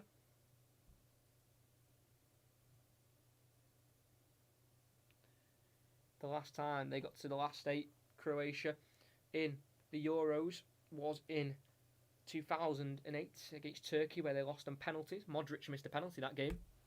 And they've lost the ball here from the throw-in with Kramaric. Oh, there Garcia at the back. Laporte. Back he goes to Simon. Ooh. Controls it nicely this time and back out to Laporte. Ball cleared away up towards Morata. Loses it against Keltakar. But then it's all gone as far as Pedri, and there's a gap in there. They party like the Red Sea without Keltakar, but the ball is inaccurate. Koke will give chase as Juranovic gives it to Livakovic, the goalkeeper. Then to Keltakar on the edge of the box. It's now Vida, who's got time to assess his options at the back. Keltakar forward to Brozovic. Now Kramaric is dropped deep for the ball and releases to the centre-back Vida. Juranovic down the line to Modric. Gets away from Pedri. Good play from the experienced midfielder. Plays it across and he's been caught out of possession there, Kramaric. It's back with Spain. Laporte.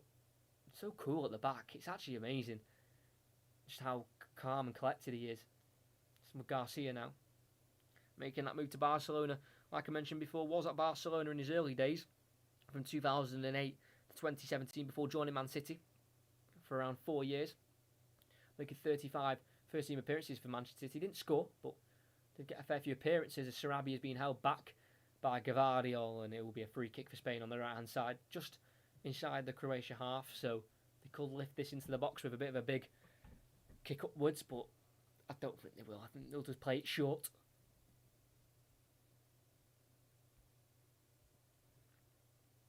Luis Enrique barking out the instructions. The former world's best coach was awarded with that when he was manager of Barcelona. Did also have a spell with the Barcelona B team before becoming the Barcelona first team manager. So managed Roma and Celta Vigo in his time in management. Busquets, good footwork to get away from Brozovic.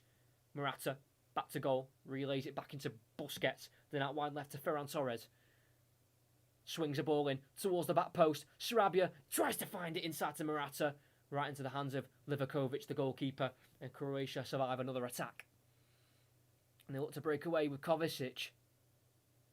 Gets away from Pedri and lays it into Rebic, just about keeps possession for Croatia. It's now with Brozovic. A switch to the right. He's found Juranovic. Good ball.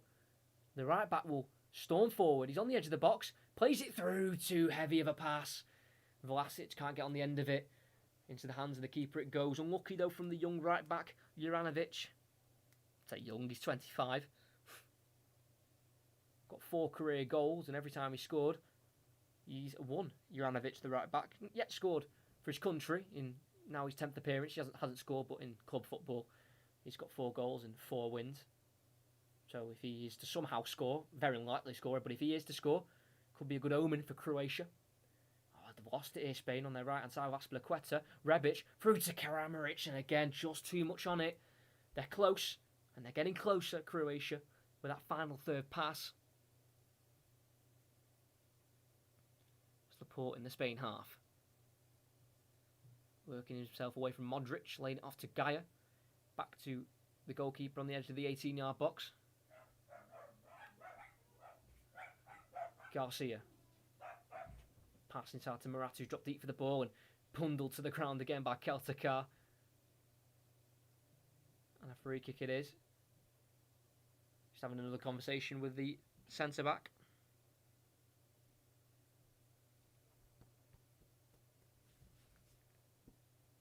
Keltakar is one of those players, if he does get booked, he will be suspended for the next game, but I'm presuming if Croatia do make it, Dejan Lovren will go back into the starting 11 for Croatia.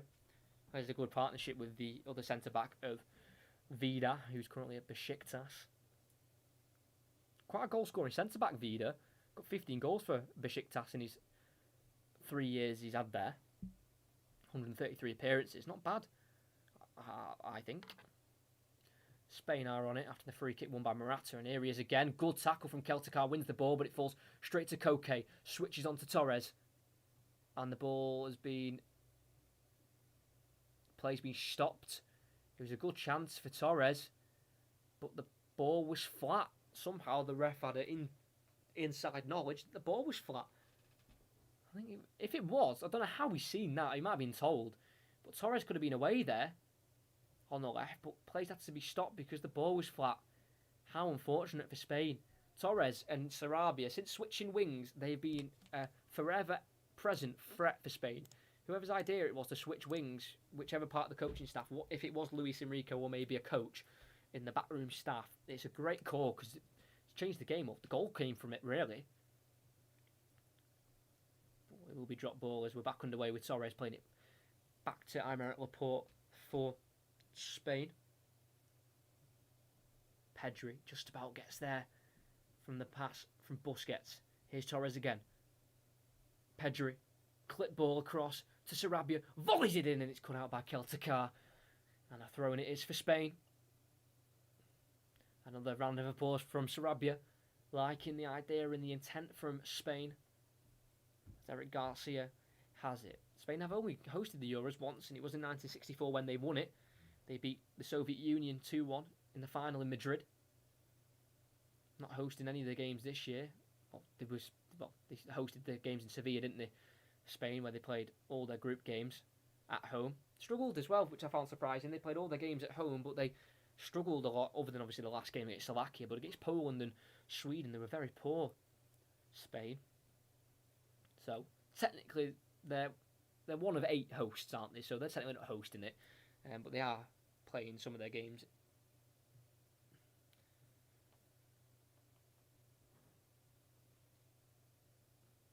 Laporte, Unai Simon, the goalkeeper, clips it wide right towards Azpilicueta, chests it down and will take it in his stride as he enters the Croatia half. He's going to keep running and played across to Pedri. He's got Torres to his left in support on the edge of the box. He enters the box and goes back out wide left to Ferran Torres. Left-footed crossing. It's a great ball and it's a great goal.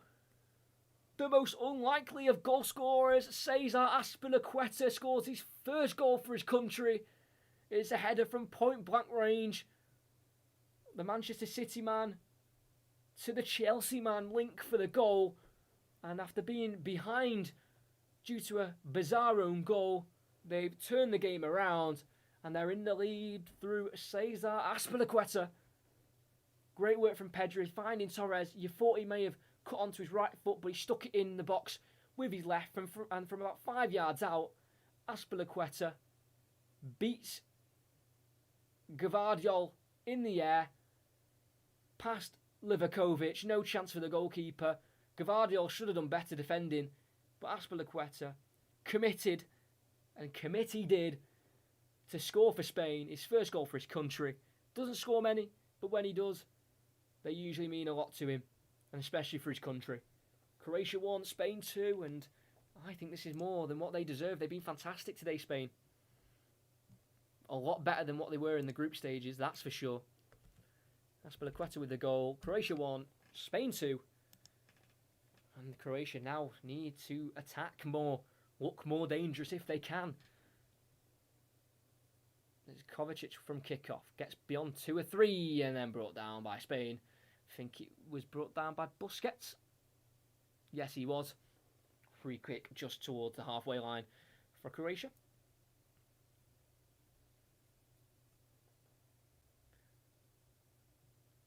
Taken quickly.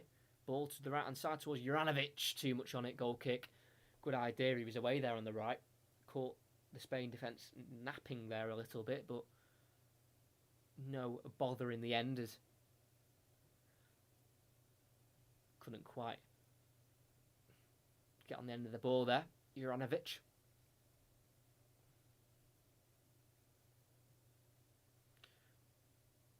Unai Simon to take the goal kick for Spain. His mistake from the back pass for the own goal has been covered by his teammates, that's for sure, as they now lead. Will he go long? He will go long with his goal kick towards the Spain left. Morata heads it inside. Great header. Finds Koke. Lays it off for Pedri. Zip back out wide to Morata. Inside again. Misplaced ball. Brozovic picks it up. It's now Kovacic on the ball for Croatia. Forward to Kramaric. Lays it back into Kovacic. Nowhere to go really. Great press from Spain, but he does find Brozovic. Kramaric. Space out wide right again, and he found Modric. Inside to, I think that's Vlasic. Kramaric. Heavy touch. Picked up by Pedri. Good defending by the midfielder. More of an attacking-minded midfielder, but he's done his defensive work there again. And as he plays a back pass to the goalkeeper, that one does come off successfully this time. Doesn't end up in the Spain goal. As the goalkeeper, Simon's on it again. Goalkeeper for Athletic Bilbao. Picks it up in the 6-yard area. Just about clips it to the goal scorer, Azpilicueta. Loses the ball for a moment, but it deflects off a Croatian man for a throw-in for Spain. So we've got just coming up to half an hour left plus added on time. Will we get the extra time that the Italy game had? Yeah, just tackled there by Rebic. May have come off his arm actually. Should have been a free kick, I think, there. Azpilicueta throws it into Sarabia. Finds its way to Koke. Bundled off the ball from behind. And it'll be a throw-in for Croatia. Fairly foul. Well, I say fairly foul. Fairly tackled there, says the referee. And they restart Croatia here with Keltaka. Centre back for Marseille. Duj Keltikar. Ball out wide left for Croatia towards Gavardio. Goes over him as he lands heavily on his back, and it will be a free kick, a throw-in for Spain. I don't think it'll be a free kick for Gavardio. Let's have a look. Busquets and Gavardio went for it, and Gavardio's gone over Busquets, and I think that's a free kick, personally. Busquets has no intention there to go for the ball, and he's kind of put his body in the way where Gavardio will go over him and won't win the header. I think that's quite clever from Busquets, if we're going to be honest. Azpilicueta, good header. Past Livakovic. Luis Enrique's delighted, and rightly so. Seb White, wow, not seen you in a while. Hi mate, long time no see, that's for sure. I hope you enjoying the commentary. Hope you're doing alright actually, I've not seen you in so long. Glad to see you back in the chat. Gavardio throws it down the line for Croatia, as they did win a throw in the end after all that, and it comes back out for another throw for Croatia as Spain deal with the first one. So just halfway into their own half here, Croatia. Thrown across to Vida of Besiktas. Got Juranovic wide right, the right back, but he goes inside instead to Vlasic, who picks it up. And back to the goalkeeper, he has to go, to Livakovic. Sprays it wide, left to Gavardio. Headed down the line to Rebic. Backheels it into the path of Gavardio. Kramaric is through there, couldn't quite fit it through to him, but the deflected passes fell to Modric on the halfway line. Scored a beautiful outside of the boot ball against Scotland. They'll need a bit of magic like that, Croatia, if they're going to force this to extra time. Modric on it again. Tries to let it into Brozovic. Poor ball from Modric. Morata's now with it. Fouls the striker from behind. Good hold-up play from Morata. Free kick to Spain. Thoughts on us winning the league as well? I mean, it was never in doubt, was it? At a certain point of the season, I know you wrapped up the season pretty late, but I think you're always going to win it. Great team. I mean, my team, Stockport, scored a last-minute winner at your ground, which I enjoyed very much so. I know we failed in the playoffs quite miserably. I was there. Miserable game. But we're bookies' favourites to win it, Stockport, next season, so hopefully we can. But yeah, very congratulations. I'll be definitely watching out for Sutton in the League 2 season next year. As long as you beat Salford, that'll do me fine. There's Vida, has it for Croatia. Good switch out wide right to Juranovic, and then pokes it through and over the top towards Kramaric. Too heavy, collected by the goalkeeper, but he may have been offside as well. You always feel, though, there's a little bit of a chance there for Croatia in behind if they can time it right.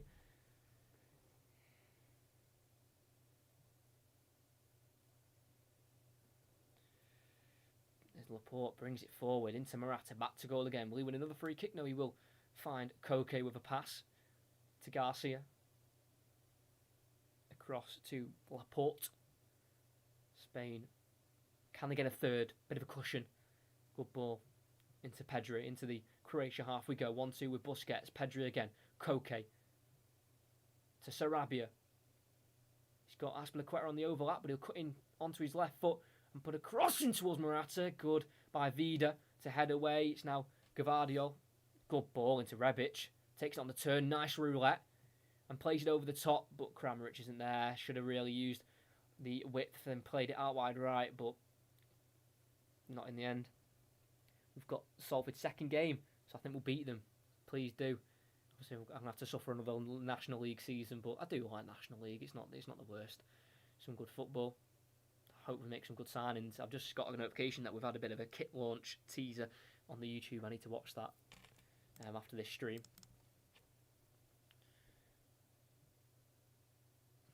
Azpilicueta goes back to Eric Garcia. As Spain's knockout tournament record is pretty decent. They've won 9, lost 4, and 3 extra time wins of those 9. Scored 16 goals in the knockouts, now 18. Conceded 10 now as well. And Morata just needs one more goal to equal Spain's top goal scorer in European Championships. Torres is currently top for Fernando Torres with 5. Morata's currently on 4. As they've lost it here, and Croatia have got it on their left. Looks inside to Brozovic, can't quite take it under his control, and It's cleared away by Garcia. Right back to Croatia with Vida. Plays it forward to Luka Modric. Finds Vlasic. He's onside at the minute.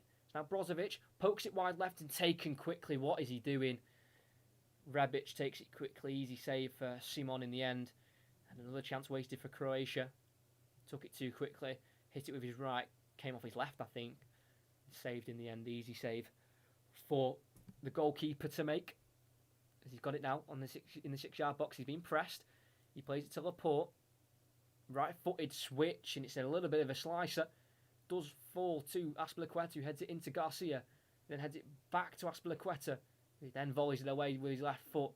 Out for a throw-in for Croatia. As there will be the first change for Spain. No, it's another change for Croatia. It is the man who knocked Tottenham out of the Europa League.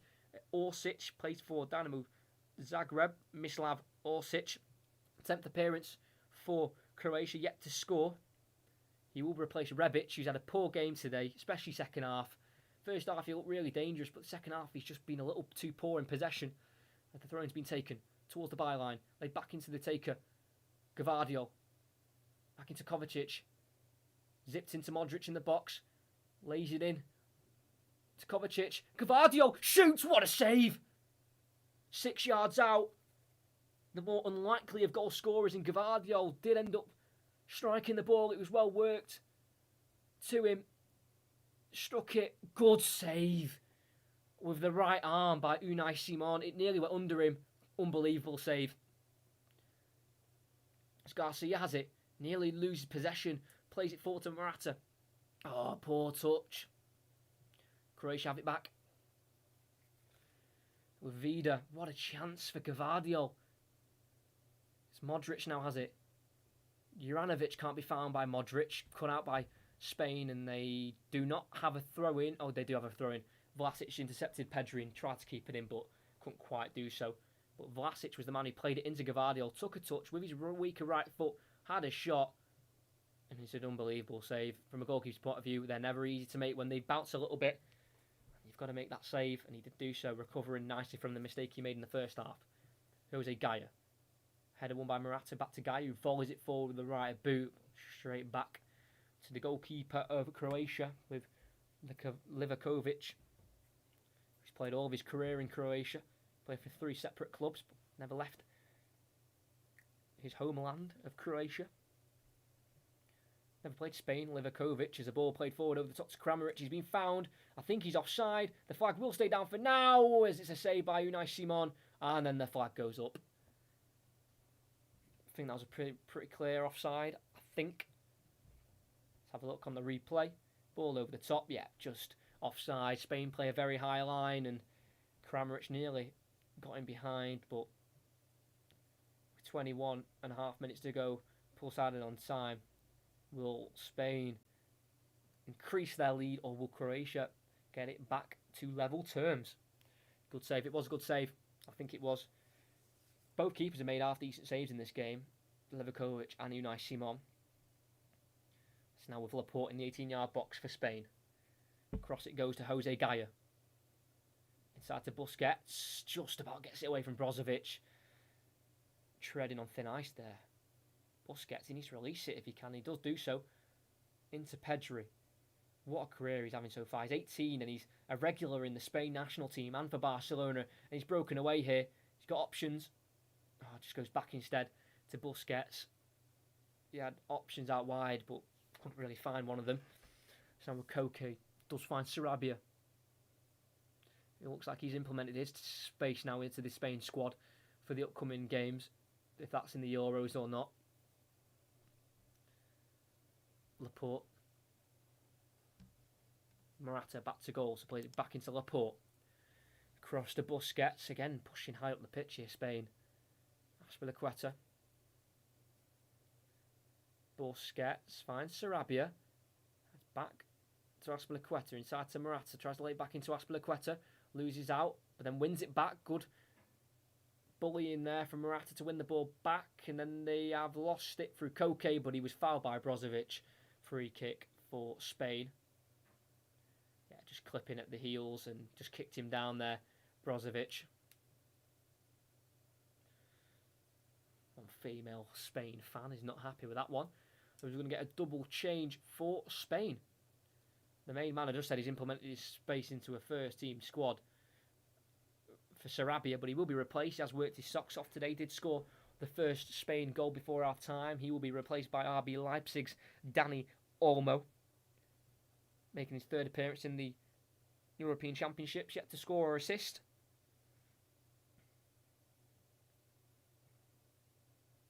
Had a busy season for Leipzig, formerly of Dino Zagreb. Won Player of the Year twice for that club when he was there. And Pau Torres will come on and again replace Garcia. Garcia played 71 minutes against Slovakia, and he will once again play 71 minutes against Croatia, to be replaced by Pau Torres of Villarreal, heavily linked to Manchester United. He's one of the players who, if he gets booked, he will miss the quarter-finals, so I think it's a bit of a weird risk to bring him on, but they have done so. As Koke from the free kick swings it in to Laporte, heads it in to Torres, falls to Morata, who sticks it in, and he's offside at the far post, and I think he knows it himself. They're going to check it just in case, but I think Morata knew he was offside there. Good ball in, Laporte played it across. Torres, shot on goal, and he's got offside. Did help it him. Torres' shot was going wide, in all fairness, so Morata did have the right to put it in the back of the net, but he was offside. And they play out from the back. Modric, Brozovic. Oh, he's steaming forward. He's going to keep going. Releases it to the left to Kramaric. It's now Orsic in the box. Can he shift onto his left foot? He's getting tackled by Koke. And a free kick in the end as he couldn't win it back. As Brozovic for back chatting has got a booking. And if they make it to the quarterfinals, Brozovic will not play. Silly as well, getting a yellow card for back chatting. Orsic lost the ball and he had to try and win it back from Koke. I don't really see what's wrong with that. I don't think there's a foul in that. Did trod on his hand by accident. But yeah, like he trod on his hand, he didn't mean it. I don't really see what's wrong there. I think Brozovic does have the right to protest, but when you know you're on a booking, I mean, when you know you've got one more booking away from a yellow, I mean, from a suspension, I just don't think it's worth it. Free kick for Spain nonetheless. Football's coming home, I hope so. Another change for Croatia, bit of a sneaky change. Number 22 for Croatia will come off, and that is Josip Juranovic, the right back, for an attacking winger of Bracalo of Wolfsburg. I don't know if they're going to go to a three at the back, maybe, with wing backs, but Bracalo is usually a winger. He's not a full back usually. So we'll see what happens here. Is Keltakar, ball over the top, challenging Laporte, but he will cut it out and it will fall to Kramaric, who picks up the missing pieces. Fouled, no, by Busquets, but they win it back with Kovacic. Good midfield play on the halfway line. Brings it away from Ferran Torres. Needs to release it. He does just about do so to Brozovic. Kramaric, out wide left to Orsic. He needs to do a lot better than he did last time. He's in the box, tries to cross, deflects up in the air as it's deflected away and cleared by Laporte. Up to Morata, what a touch. Brought down beautifully and lays it into Pedri. He then just about gets out his feet and out to Jose Gaia, the left back. Back it goes to Laporte. Pau Torres, sorry. Laporte now playing at right centre back on his weaker side. As Pau Torres and Laporte are both left-footed. Pau Torres does find Ferran Torres in the right wing area. Back it goes to Azpilicueta. So Laporte. Back to the goalkeeper. Got 15 minutes to go. Unai Simon clears it toward Dani Olmo. Good header on. It will be chased by Keltakar. And played back to the goalkeeper, who just about keeps it in. And clears it forward towards Modric. Can't win the header on Koke. His header goes to Pedri, flicks it over Vlasic, and is bundled to the ground by Bracalo. And a really good free kick won by Spain as Jose Gaia's gone down. The man not fouled in the end, but might have a problem of his own. It's all about seeing the game out now for Spain. They went behind They got back into it and they now got the lead. Will Gaia be able to continue? Jordi Alba is one of the Spain players who, if booked, will miss the quarter-final. So they might not want to risk playing him just in case he was to pick up a booking.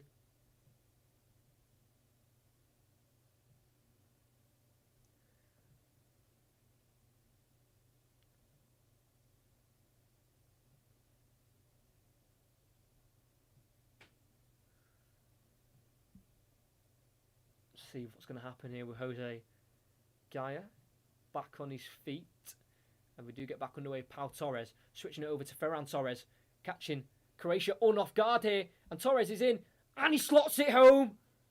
Oh, how easy can they make it for Spain? Taking the free kick in their own time, and that kind of switched off Croatia.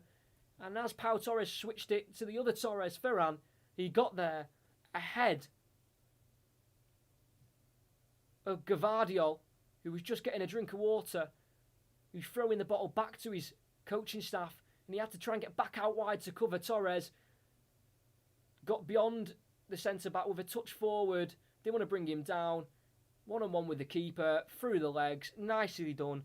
Ferran Torres might have wrapped and sealed Spain's tickets to the last 8 of the Euros through Ferran Torres. It's his second goal in the competition. He got one against Slovakia, he's now got one against Croatia, and he may have seen his country into the last 8. It's as easy as that. Easy as that. Pau Torres, great switch, catching Croatia napping through the free kick. Frustration for Croatia. Spain won't care because they're going through to the last 8 where they'll either play Spain, well, obviously they're Spain, but they'll either play France or Switzerland. What a goal. As Jose Gaia has had to come off for Jordi Alba. It's in the 78th minute. And another change where it'll be Koke to be replaced by Fabian Ruiz of Napoli. Yet to start, Fabian Ruiz in the Euros. It will be his 3rd appearance in the competition. Both coming from the bench. All 3 now coming from the bench. Spain have been fantastic today. A lot better than their group stage games against Poland and Sweden. Obviously, they've shown what they can do against Slovakia, but against a good opposition, they've shown that they can be very, very good in this competition.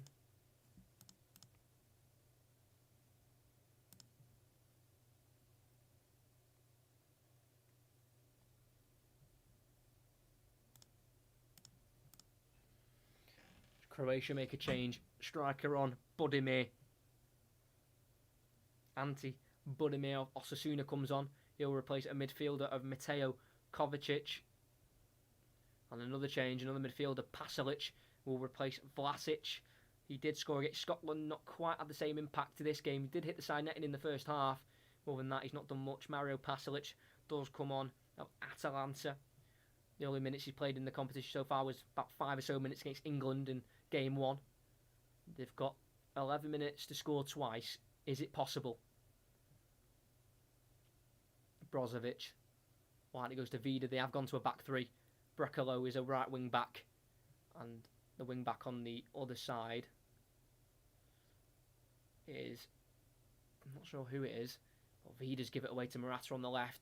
Catches him in the face. Free kick on the left-hand side for Spain. Who will be the left wing back for Croatia? I'm not too sure.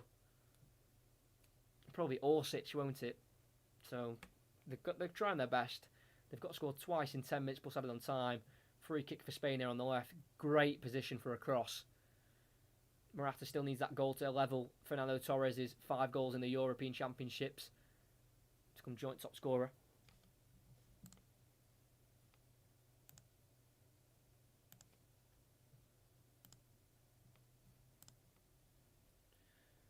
Fabian Ruiz to cross it, headed away at the near post, brought down by Jordi Alba. Halfway line now. Azpilicueta. Now Busquets playing it back all the way to the goalkeeper Simon, who takes a settled touch and a cleared ball only as far as Brekalo Forward to Modric. Back it goes. To Keltikar. Modric did play in the game against Spain back in 2006 in a friendly. But he was on the bench when they played each other in the Euros in 2012. For Modric, made his debut in 2006. Being Croatia's Player of the Year 5 times. But at the minute his team are going out of the Euros. Spain are now on the ball with Dani Olmo on the right hand side. Fabian Ruiz. Back to Olmo. Predictions for... I don't know. Actually, I don't know. I'm going to go 1-1. And then whatever happens, happens. That's my prediction. Back to Dani Olmo on the right. Receives the ball from Busquets, then gets it back to the Spain captain. Poor touch, and it allows Pasalic to win it back for Croatia. Wins a throw in as Gavardiol hits it off a Spain player last. Brozovic. Over it goes to Vida. Modric inside the Croatia half. They're struggling to create anything. Croatia. Pasalic. Brozovic. Forward it goes. Forced to Kramaric. Yep, but he was offside there. Orsic. He went to head it on. Came back from an offside position. They're throwing everything at it, Croatia, but I don't think they'll have enough to even score once, never mind twice. Against the Spain squad. Remember, they were gifted the goal they got for an own goal from the goalkeeper, from a pass back from Pedri. And it'll be for Croatia now, 4 knockout games, 4 losses. Morata back to Laporte in the Spain half. He lifts the ball forward towards Olmo on the right, played by Gavardiol, helped on by Pasalic, and it's now going to be picked up and played forward to Kramaric.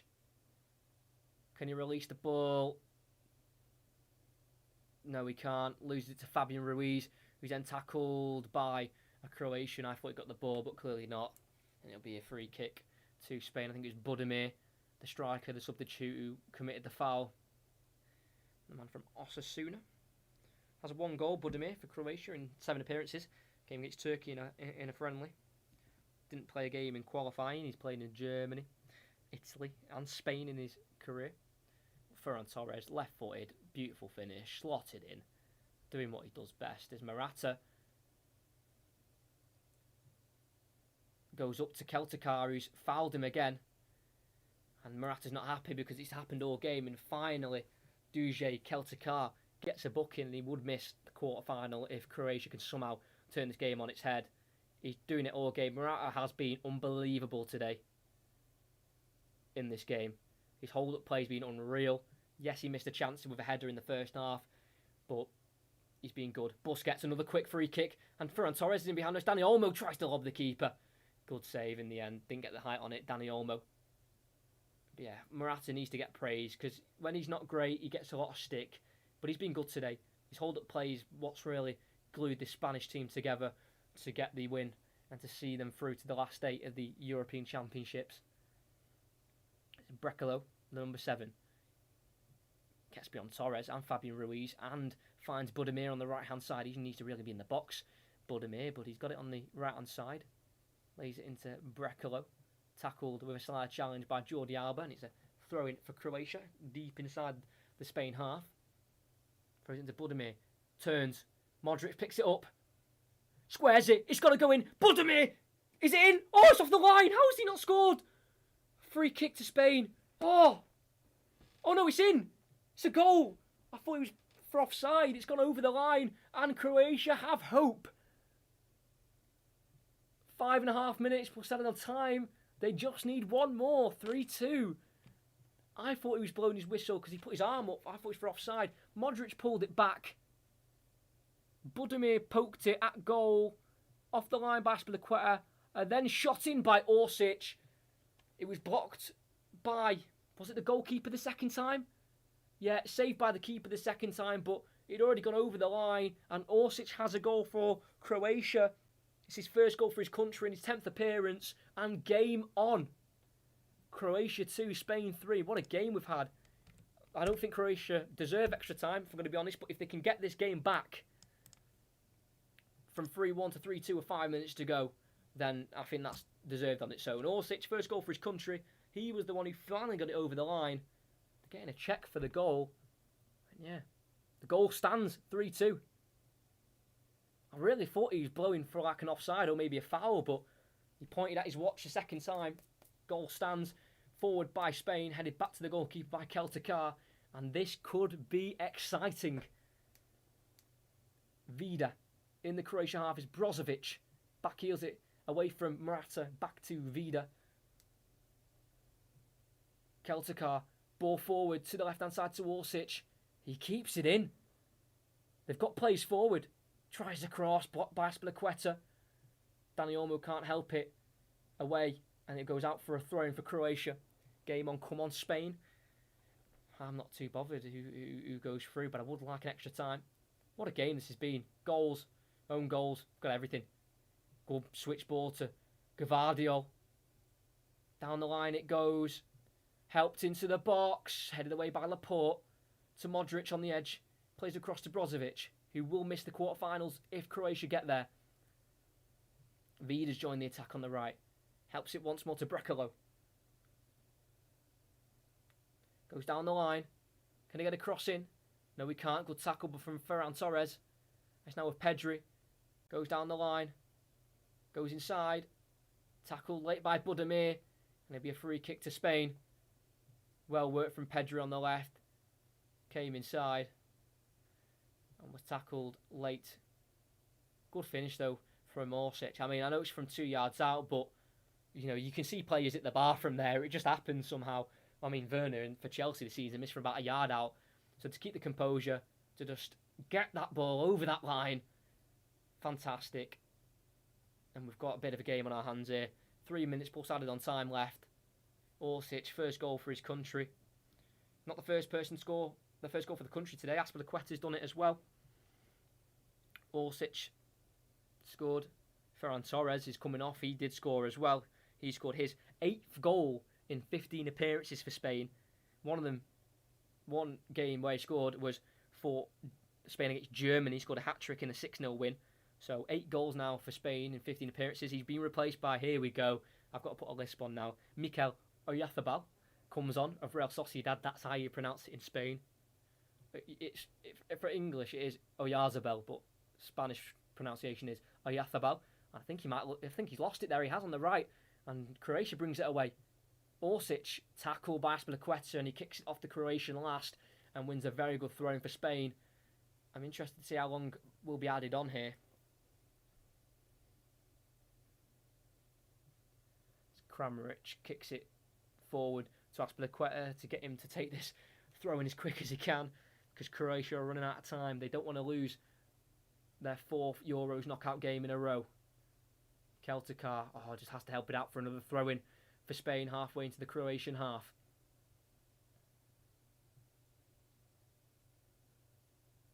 Aspilicueta, who's been playing ahead of Marcos Llorente the last 2 games, has been fantastic again, scoring Spain's 2nd to put them ahead. Aspilicueta had a throw-in cleared away by Keltakar, helped back forward by Jordi Alba, volleyed and headed back again by Keltakar to Livakovic. I don't know what I'm saying. Vida's got it brought down in their own half by, I think that was Pedri. Free kick taken by Modric with a great switch wide left. Great ball. It's now Orsic playing it back to Keltakar. Modric to Brekalo on the right. Takes it nicely. Oh, he's offside. You've got to be onside there.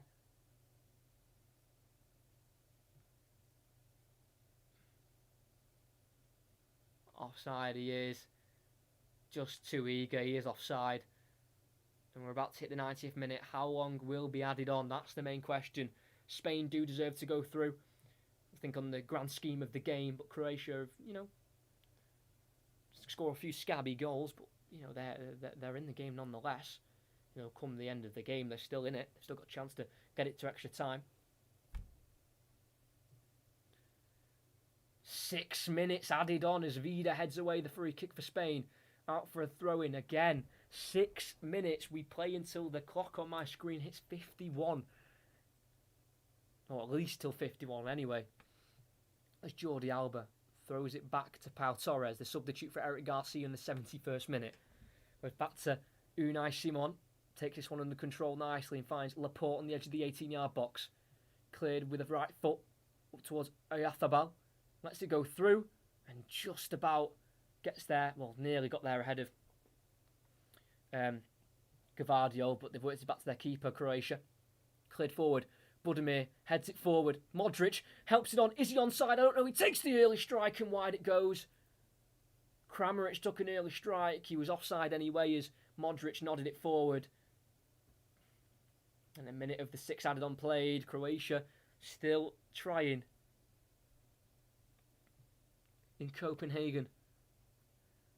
Budimir won the first one. Laporte slipped.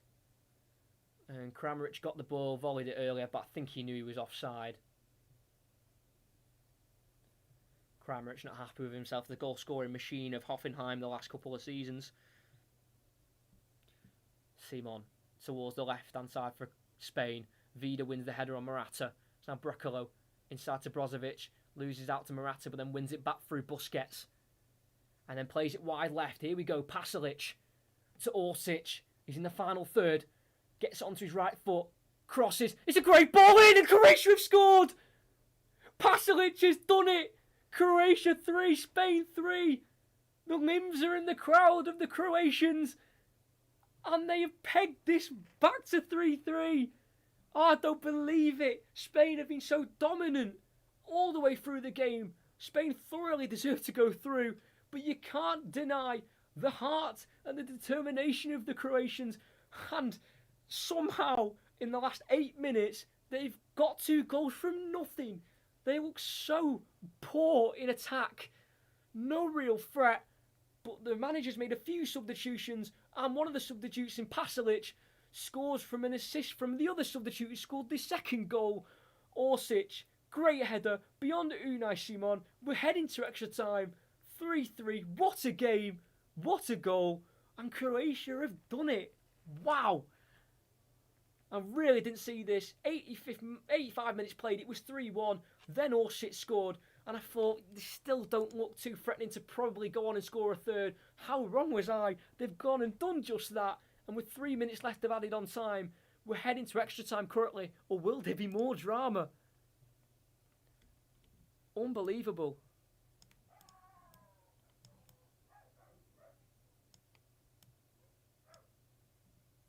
Unbelievable. 3-3. What a game. What a choice of game. Come on.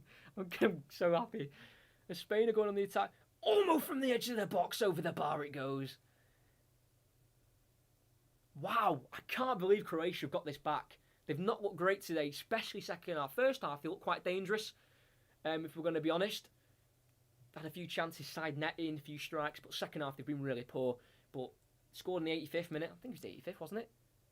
Yeah, 85th minute and in the 92nd. Pasalic, the Atalanta midfielder who equalises for his 4th goal for Croatia. 2 of them came in 2020. The other 2 have come in 2021. As Livakovic, the goalkeeper, clears it forward. Header won by Laporte. Will we get a winner? Dani Olmo, good challenge from Vida. But falls to Busquets, who clears it wide right to Oyarzábal. Can't get past. I think that's I'm struggling to talk. Kaletacar. And it's a throw-in for Spain. It'll be Azpilicueta, one of the goal scorers, to take it in the final third. Luis Enrique must be scratching his head thinking, how has this happened? This is what football is about. What a game. Still not take the throw-in yet. Throwing it into Oyarzábal. Left foot. Tries to cross, deflects off. I think that's Brozovic and falls all the way back to Laporte. Back to the goalkeeper. Pau Torres now, the centre-back. Brings it forward. Got a minute until extra time is upon us. Good ball into Morata. Spins well. Plays it wide right. Can we get another goal in this game of a roller coaster? Busquets. Modric, Fabian Ruiz, Modric, the captain, keeping the ship afloat just for now as Ayathabal was pulled down as he struck the shot wide, but the referee sees nothing wrong with it. And a goal kick it is. 30 seconds to go. We're going to extra time. I can't believe it. Oh, I can't believe it. I'm absolutely starving. I need some food, but this game is engrossed me. I just can't believe I picked this game. So glad I did. What a game. Spain looks so good and they just let it slip so easily.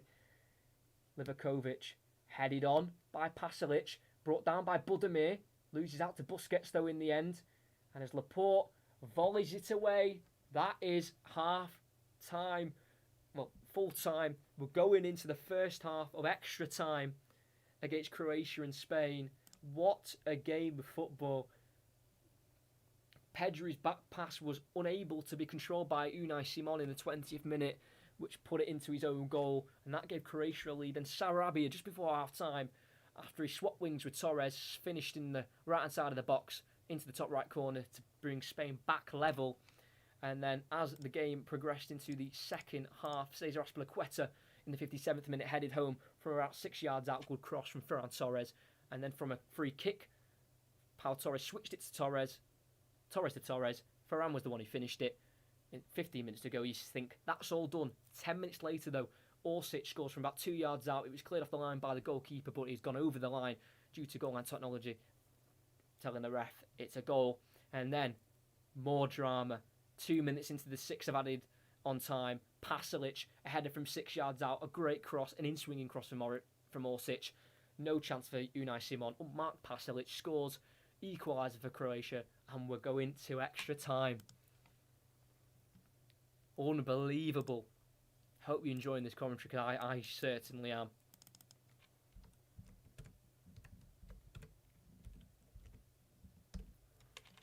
What a game. And look what I made last night, just in case as well. Extra time or penalty stats. Come on.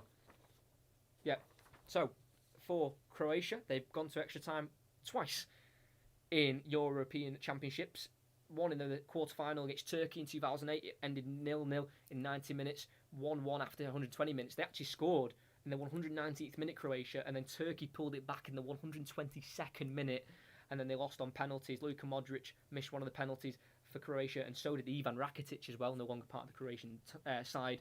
And they also went to extra time in the round of 16 of last Euros.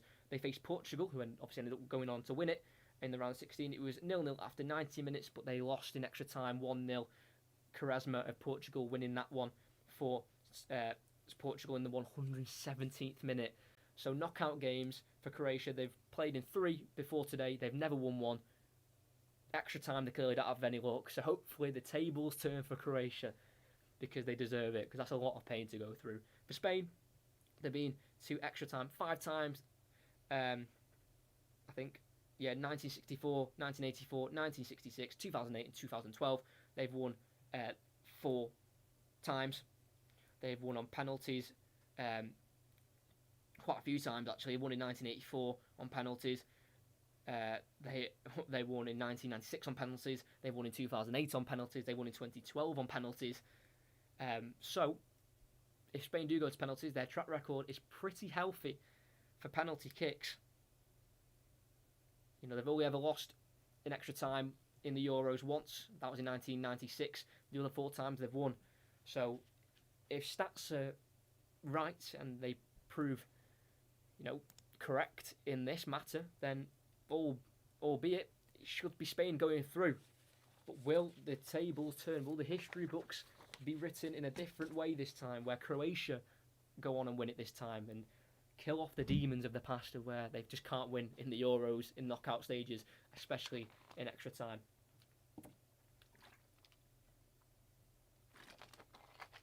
The extra time will be getting underway soon. We're just got on a few adverts at the minute.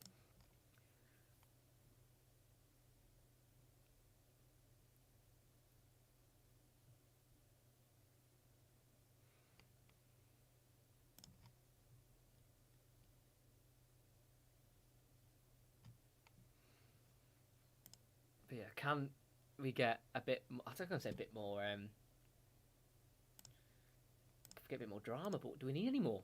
We've got more than enough, I think. Absolutely crazy. What a game. I hope you're entertained, because I am. Limbs for Croatia. Absolute limbs. 6-goal thriller. Come on. Oh, I love this game. But Spain, I bet they cannot believe this has happened. Modric being the leader, giving the team talk, giving the motivational words. I'm sure he'll be saying something along the lines of, we've got to this stage, let's not lose it now. As we're about to get back underway, Croatia kicking from right to left, Spain left to right, Croatia kicking off, Modric playing it back to Brozovic. Out wide left it goes towards Budimir, wins the header only as far as Pedri, and Spain are back on the attack. With Jordi Alba playing it into Dani Olmo. Back it goes to Pau Torres, to the keeper. We've got 2 15-minute halves. Who will come out on top? Time is back on. Aspilicueta. Oyarzábal's pass is misplaced, and a throw it is for Croatia on the halfway line.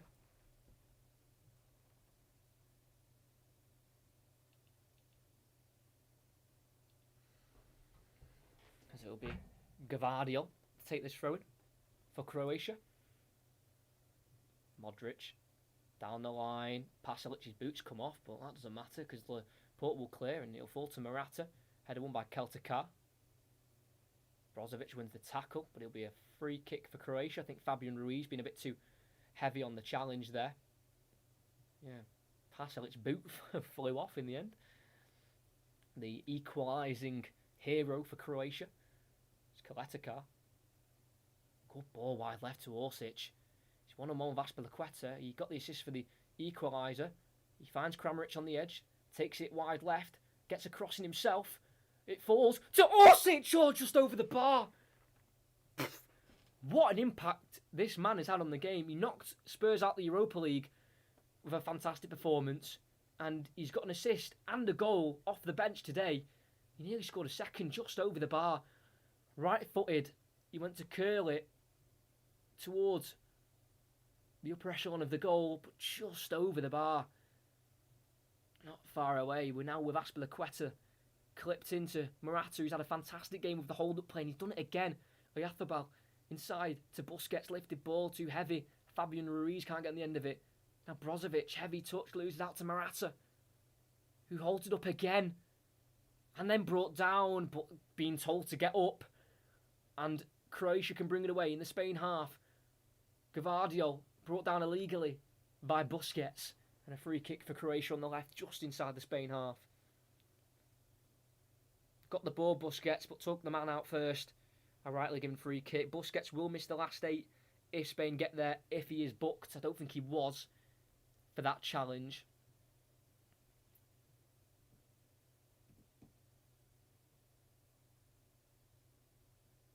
I think the referee just explaining to Morata why he didn't give a foul for the one before. Modric just rolls into Brozovic about 2 yards away from him. Completes another 1-2. Modric into Brozovic.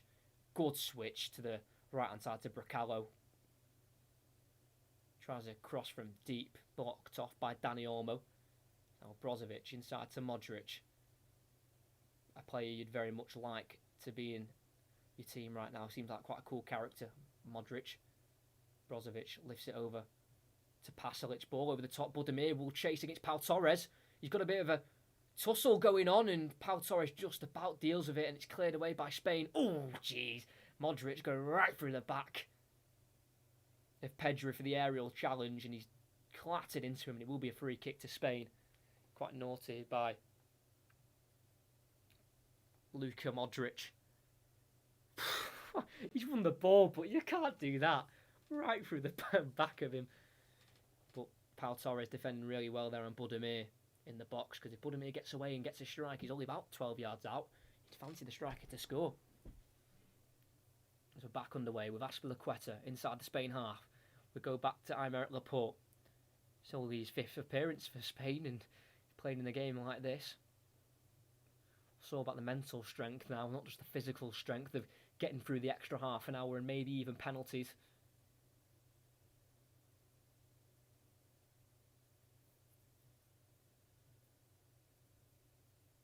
Laporte. Azpilicueta into the Croatia half. Plays it forward to Fabian Ruiz. Oyarzabal's making a run in behind. He's found him on the byline. Can he pull it back to a Spain player? He lifts it. And it's caught by the goalkeeper, Livakovic. Unlucky by Oyarzabal. Probably should have done a bit better, really. See what he's trying to do. Clip it towards the far post where Morata is. As the Croatian manager telling the goalkeeper to calm down once he collected it. And now he's got it gone. And it's now with Pasalic. Bombing forward. Orsic has been so good off the bench in this game. One-on-one. Cuts inside. Then on the outside. Pulls it across. Falls to Pasalic. Shot. What a save from Kramaric. Oh! Kramaric shoots. What a save from about 6 yards out. And Spain survive. Oh! What a save. Orsic again down that left. Such a threat. And it fell to Pasalic, who then helped it onto Kramaric, who then shot from such a close range. But it's a great save from the keeper. He stays at 3-3. I really thought that was the chance to score.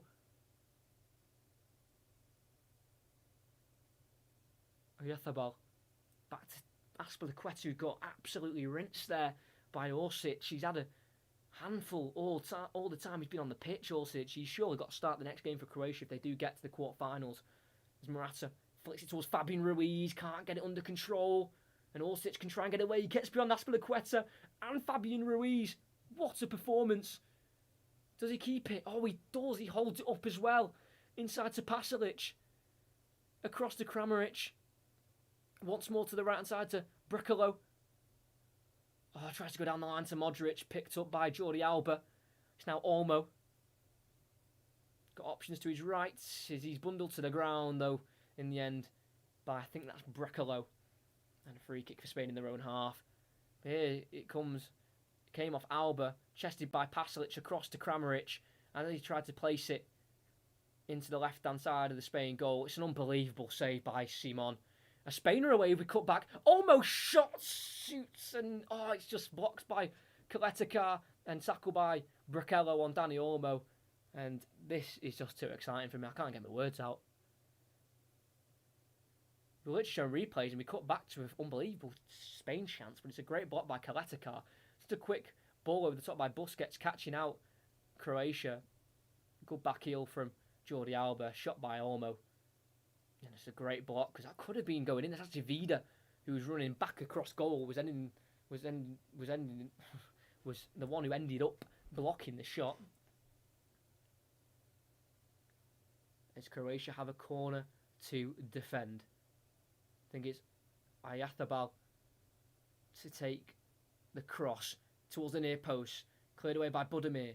Headed back by Pedri to Jordi Alba. Spain stay in possession. Pedri to Jordi Alba. It's now back to the halfway line as things have relaxed now with Laporte.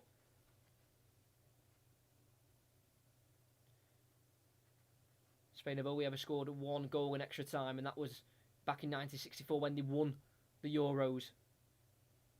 It was in the semi-final against Hungary. It was 1-1 after 90 minutes, and they won 2-1 after the extra half an hour. Since then, they've never scored in extra time. All the other times, they've not been a goal, and it's gone to penalties.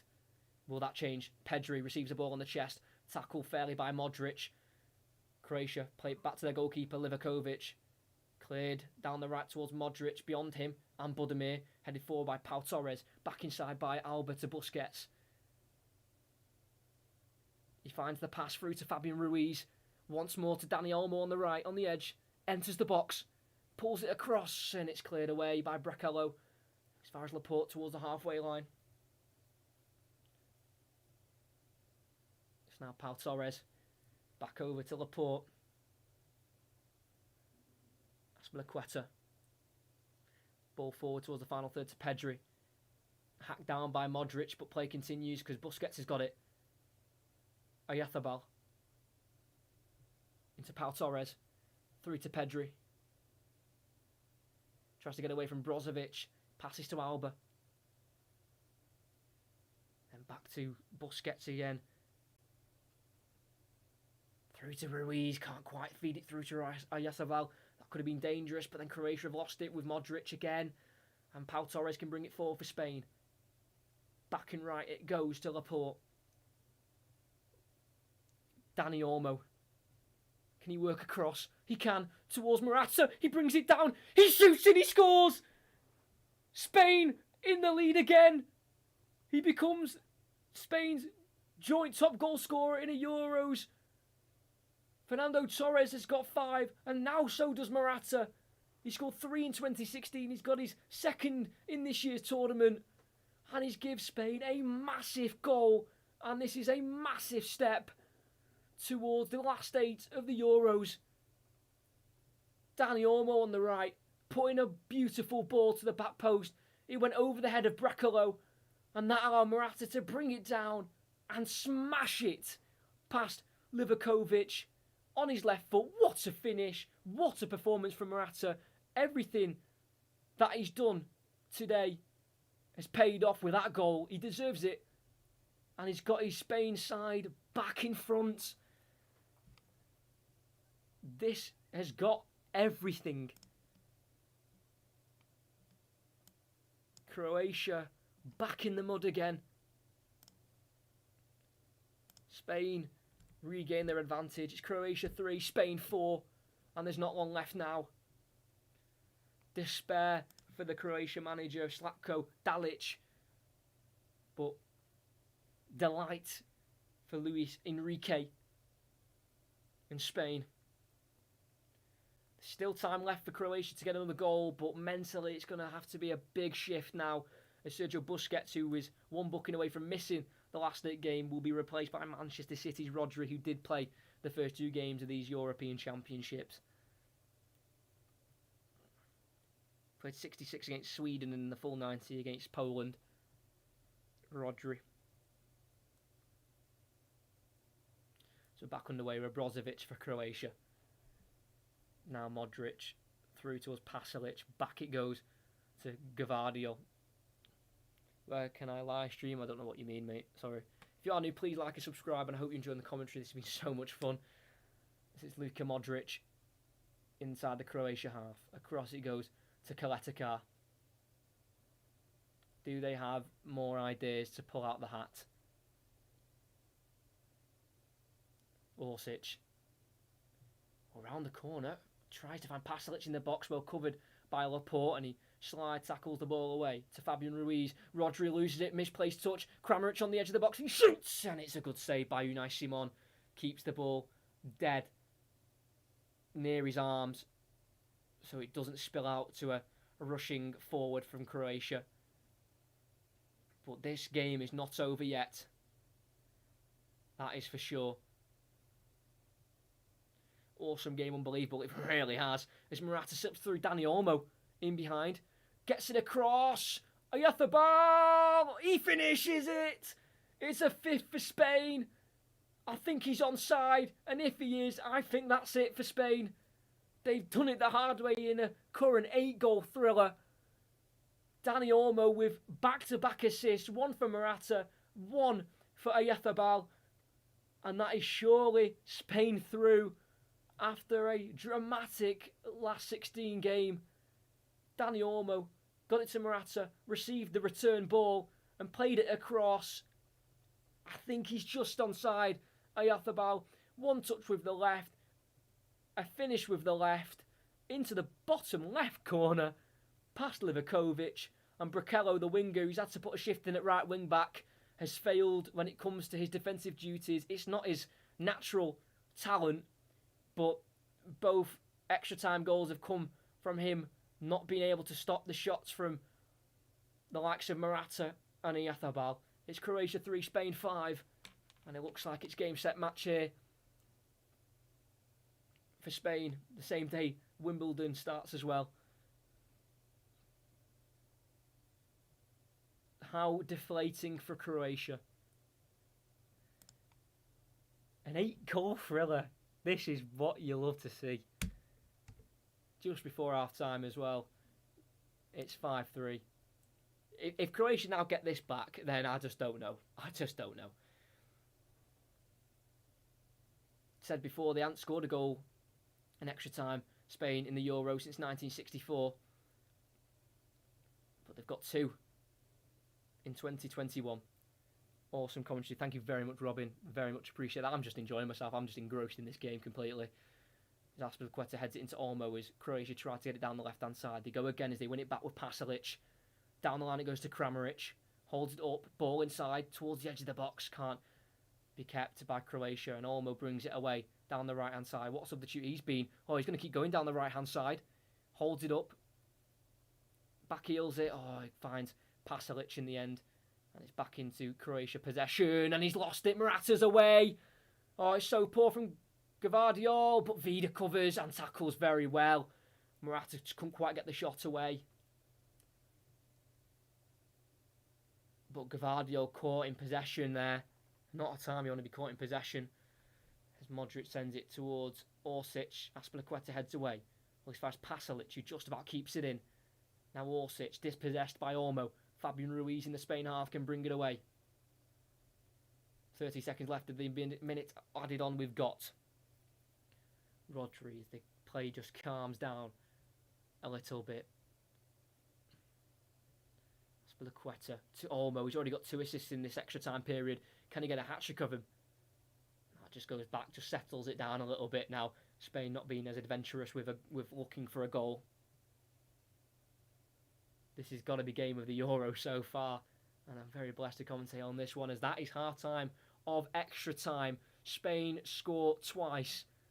Brekalo, the right wing back or the makeshift right back for Croatia, has been undone both times, not being able to defend crosses from Olmo as it fell to Morata the first time in the 100th minute and then to Oyarzábal 3 minutes later to give Spain a 2-goal cushion in extra time as we've hit half-time.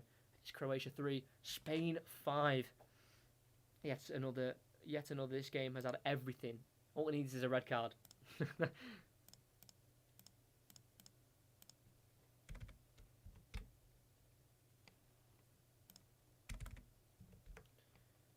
What a game. What a game. I hope you enjoyed it. I hope you like, subscribe, and I hope this is showcasing my top-notch commentary skills. And you come back for the next commentary, which is either going to be a quarter-final or a semi-final. I'm not sure what's going on yet, so make sure to subscribe, notifications on, so you just know when the next one is. It's either going to be a quarter-final or a semi-final. I'm not too sure, so just keep an eye on the channel.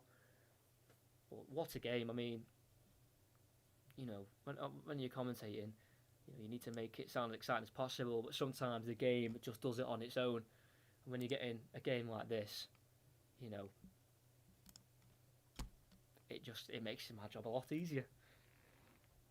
But remember, Spain were close to winning in the 90 minutes. They conceded in the 85th and the 92nd. So, based off of that, this game is not over.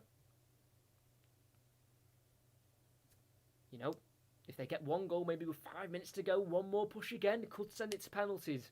Don't rule Croatia out. Yes, they'll be deflated, and probably beyond deflated, but just don't rule them out yet, because you never know.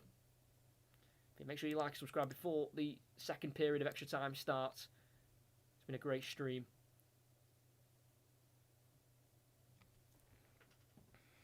And we've still got another game yet after this, not commentating on it, but in terms of just football in general.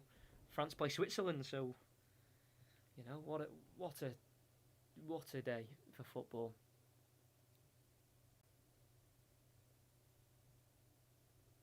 As we're about to get back underway, it'll be a Spain kickoff. They'll be kicking right to left this time. Croatia left to right, where they scored their 2 late goals, attacking towards that right-hand side of the stadium from where we're looking at it in Copenhagen.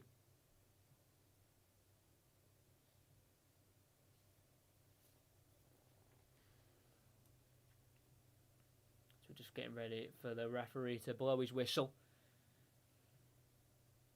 Good refereeing from Kenyete Kahia, a Turkish international.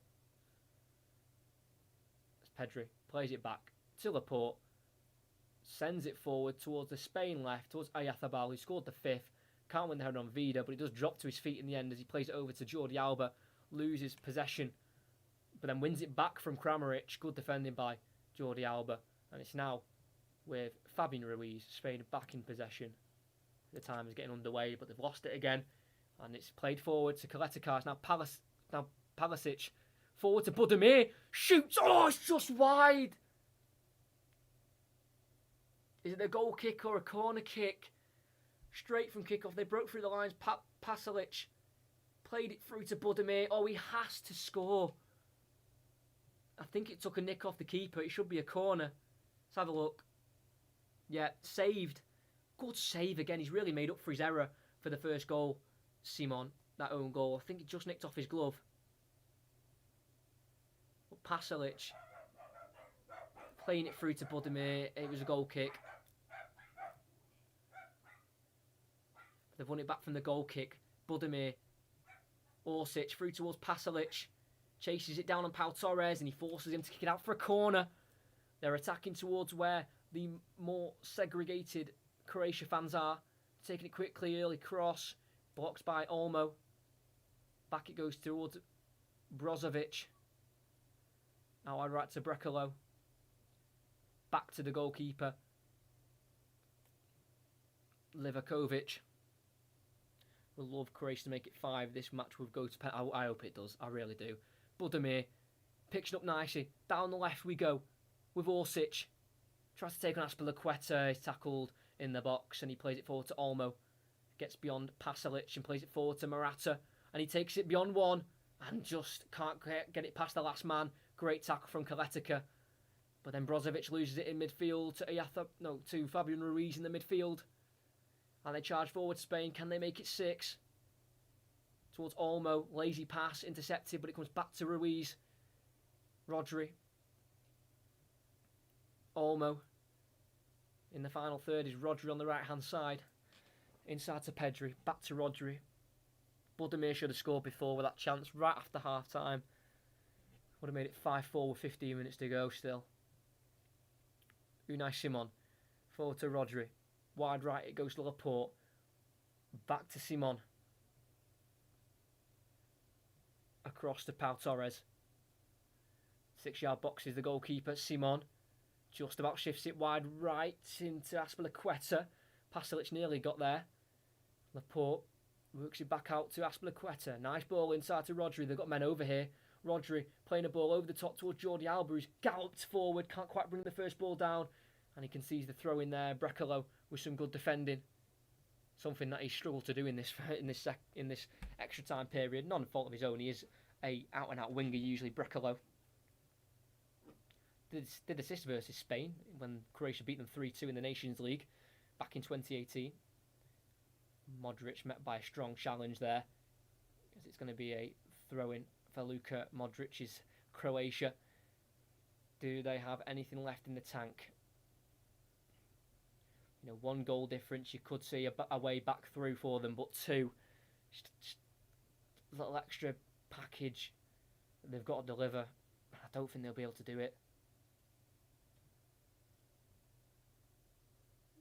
The fight they've got to even get it to extra time was ridiculous, so that's enough for me. It's Brozovic, it's a tired pass, cut out by Jordi Alba. It's now Oyarzabal, back to Rodri. Oyarzabal, back it goes again to Pau Torres as Spain keep possession. It looks like Spain are going to see this one out this time round. Jordi Alba, Rodri, Jordi Alba again on the halfway line. Back it goes to Pau Torres. 18-yard box is it with the keeper. Across to Laporte. Across to Torres. Forward to Morata, holds it up and relays it into Pedri. Brought down, wins a free kick. Morata has been unreal today. With his hold-up play, he's just bought fouls. He's not minded being knocked down. He scored a goal as well in extra time. He's been unbelievable. I hope he gets the plaudits that he deserves after today, because he has been really good.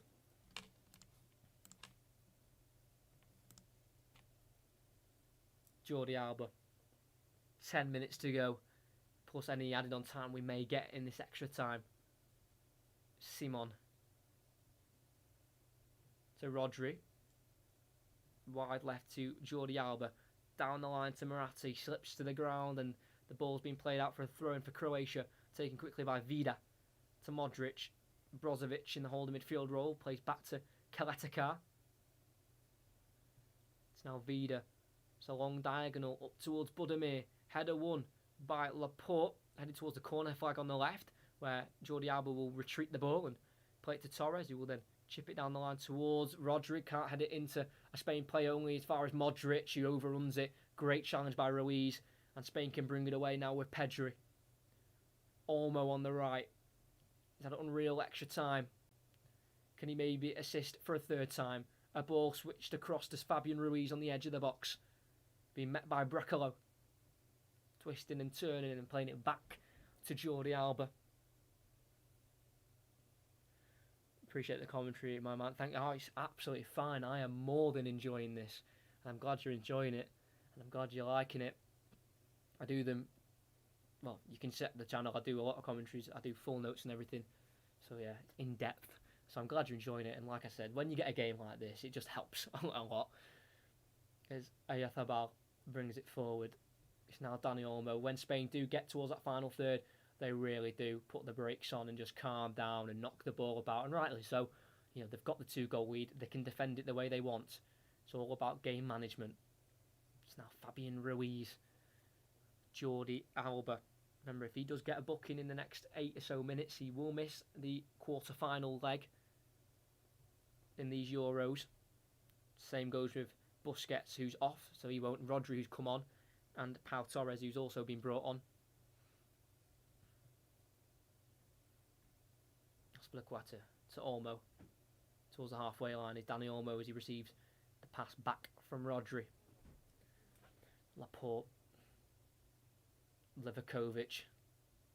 They are managing this a lot better, Spain, than they did in the 90 minutes when they had a 2-goal lead. It's Pedri just about controls it, but Rodri can clear away from danger, and it's now Alba heads it forward to Fabian Ruiz. Back to Alba. Pau Torres in the 18-yard area. To his goalkeeper, just about gets there, and dinks it back to Pau Torres. That was close.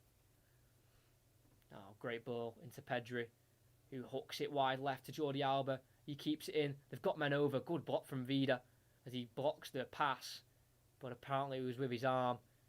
He complains. He doesn't think it's the right decision. But yeah, at the end of the day, he's given it. Substitute. Modric coming off for Ivan Jusek. Luka Ivan Jusek of Zagreb, making his 5th appearance for Croatia. Made his debut and scored on his... didn't score on his debut, but made his debut in 2017, so was left out the squad for a little bit. He comes on. The 1 goal for Croatia. He replaces a very tired 35-year-old Luka Modric, who probably wasn't having the effect that the manager wanted him to, as Oyarzábal nearly got in behind there, but the pass is overhit. But yeah, can he make a difference? The attacking midfielder, Luka Ivan Jusek, yet to start a Euros game this competition, but he has appeared now 3 times. But this has definitely probably been the best commentary I've done and that I've enjoyed, as Vida helps it forward to Budimir, brings it down, great forward play, a bit like what Morata's been doing today, and lays it to Brecalo, Kramaric, Brozovic, Brecalo. Not many options near him, plays it inside, just about gets to Kramaric, plays it back to Kaletakar. Brozovic again, through to Kramaric, tackled by Rodri, and it will fall all the way to the goalkeeper, Unai Simon, as the clock ticks and the chances go from hopeful to non-existent for Croatia. Unai Simon puts it down and plays it to Laporte in the 18-yard area. Just about plays it through to Dani Olmo. Oh, good ball through to Pedri, then releases Dani Olmo again. They've got a few members of the Spain team in support, but again he puts their brakes on, slows it down, and then it's Rodri across to Ruiz, and to the left back Jordi Alba in the Croatia half.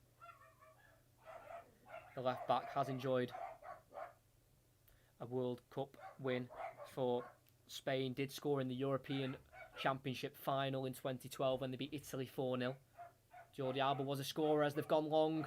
Helped on by Ruiz, and it's now Morata, left-hand side of the box. Can he finish it? Oh, good save. Very good save from Livakovic. Morata isn't happy because Kaletika maybe left a bit on him as he went to try and block the shot. Good save. Morata nearly getting his second. Didn't do much wrong there, Morata. You know, after playing such a hard intensity game, to even get the pace to run that far and to get a shot away and to put a good shot in as well. It was unlucky to not go in. It was just a good save. You can't do much about that, can you, if it's a good save? But it looks like Croatia will bow out, but with immense pride. This game's been fantastic. You know, the fact they even got it back from 3-1 to 3-3 with not long left is fantastic. But I don't think they'll be able to come back from this 2-goal deficit. It's now Olmo on the byline. Plays it back to Jordi Alba. To the edge of the box to Rodri. Across it goes to Pedri. And back again to the halfway line to Pau Torres. Really well managed this last 10 minutes from Spain. Torres has it.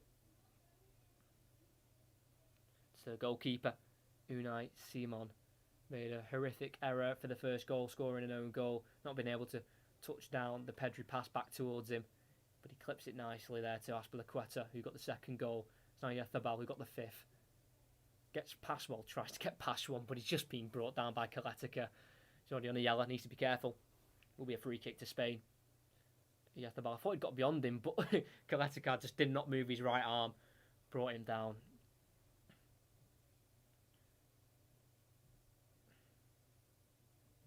Dani Olmo down the line to Oyarzábal. Gets onto his left foot and plays it back to Rodri. Across to Alba. Right to left within about 2 passes. Ruiz, Rodri. Back again to Torres. Simon. To Rodri. Oh, it's just so easy. I just don't get why they couldn't do this. I know it's an extra 15-20 minutes, so, I mean, Croatia are probably a bit more tired.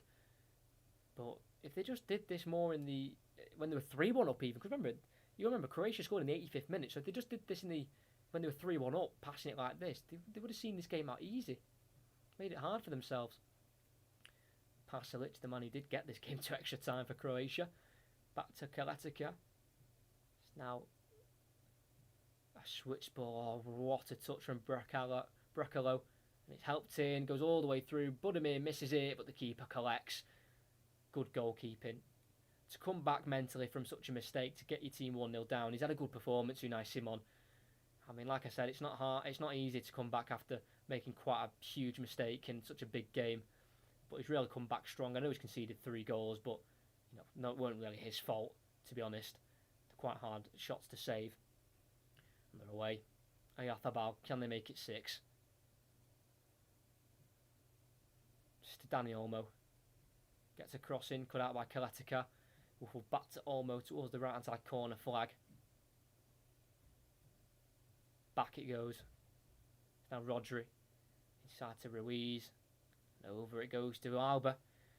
Really managing the game well. Croatia can't get near the Spain players when they're on the ball. We've got 1 minute and 10 left, plus any added on time the referee feels there needs to be. And it does look like Spain will either play France or Switzerland in the last 8 of the European Championships. It's now Oyarzábal in the Croatia half. Olmo. Rodri. Oyarzábal. Laporte. Feeling the exhaustion there, Laporte for sure. Alba. Through it goes to Pedri. And then once more, in behind, Oyarzábal cuts onto his right foot, plays it across to Olmo, takes a touch, and a second, and a shot! Oh, it's off the post, back to Oyarzábal who strikes, deflected towards Morata, and he can bring it down, but it's away from goal. And Spain can't get a 6th just yet. It's now Fabian Ruiz. He shoots with his weaker right foot, and it curls wide. And I think that might be it. Close to a second goal there. Oyarzábal. He was unselfish and played it to Olmo, who hit the post. And it bounced back to Oyarzábal, who struck, deflected off a defender, and then the chance had gone for Spain. Have we got any added on time? As we've played the half an hour of added on time with 1 minute left. And I think that is done. Croatia is done out of the Euros. They got out their group. They finished second with England in front of them and the Czech just behind them. But they couldn't get beyond Spain after equalising in the 92nd minute. It's now Rodri. Plays it through towards Morata. Is he onside? We'll find out in a second. His play continues. Angled shot on the left. Hits the side netting. He's then flagged offside. Morata's been unlucky with a few of them. Probably deserves more than one goal with his performance, but don't think Spain care. They're through. We've got 10 seconds left of this game. Croatia are dead on their feet. Out the competition. Spain made it very hard for themselves, but they just about did it. As they're going to get to the last 8 of the competition. As the referee blows for full time. We've had a Copenhagen classic between Croatia and Spain. It's an 8-goal thriller.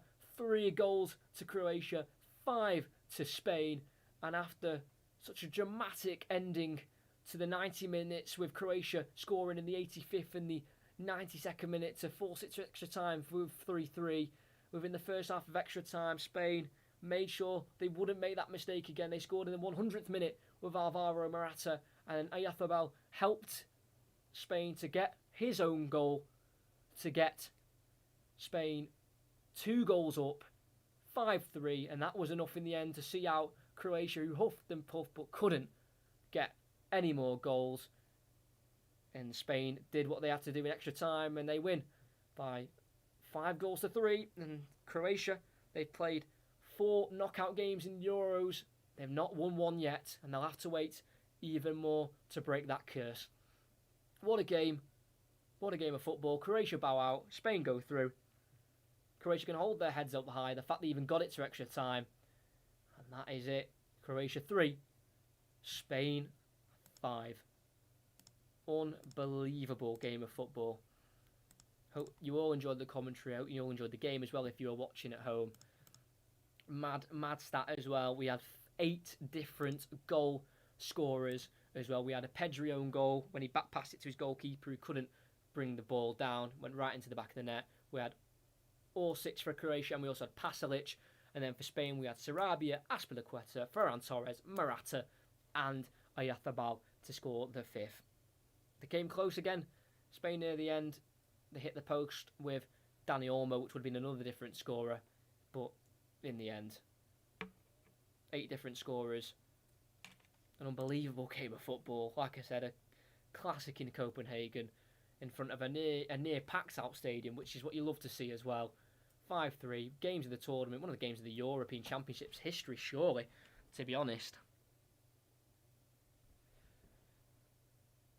Like, was there a game better than this ever? 8 goals, 92nd minute equalised to make it 3-3. Just had everything. But like I said, Croatia can be proud of their team. Again, they failed to win in a European Championship knockout stadium. But yeah, what a game. Can't see another game being as good as this. Yep, this had everything. Two-word commentary, mate. You're really good keeping up the good. Thank you. I've enjoyed that. I mean, thanks for all the compliments. I do really appreciate them a lot. It gives me a lot of confidence in future commentaries. But when a game's that good, it helps massively. Spain, I thought, with a much better team in the 90 minutes, cruise control, let that slip just for a few moments, and those few moments led to Croatia goals. And they took their chances and led it to extra time. But then Spain switched it up a few gears in the first half of extra time. And were able to see the game through. They're through to the last 8. One better than what they did last Euros. They only got to the round 16 in the last Euros due to an Italy side beating them 2-0. Thanks a lot. Awesome commentary, awesome game. Please come up the goal. I will do so. Thanks for the compliment. Like I said, next commentary will either be a quarter-final or a semi-final. I haven't decided. Make sure you subscribe. Notifications on so you know when. Follow the Instagram. The names of it in the description, and the TikTok. Names of it in the description. Make sure you check that out. So I'll either do a quarter-final commentary or a semi-final. Let me see. I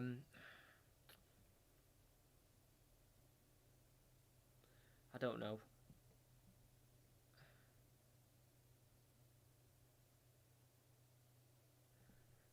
I really don't know. Leave it with me. Leave it with me. I will decide in the future.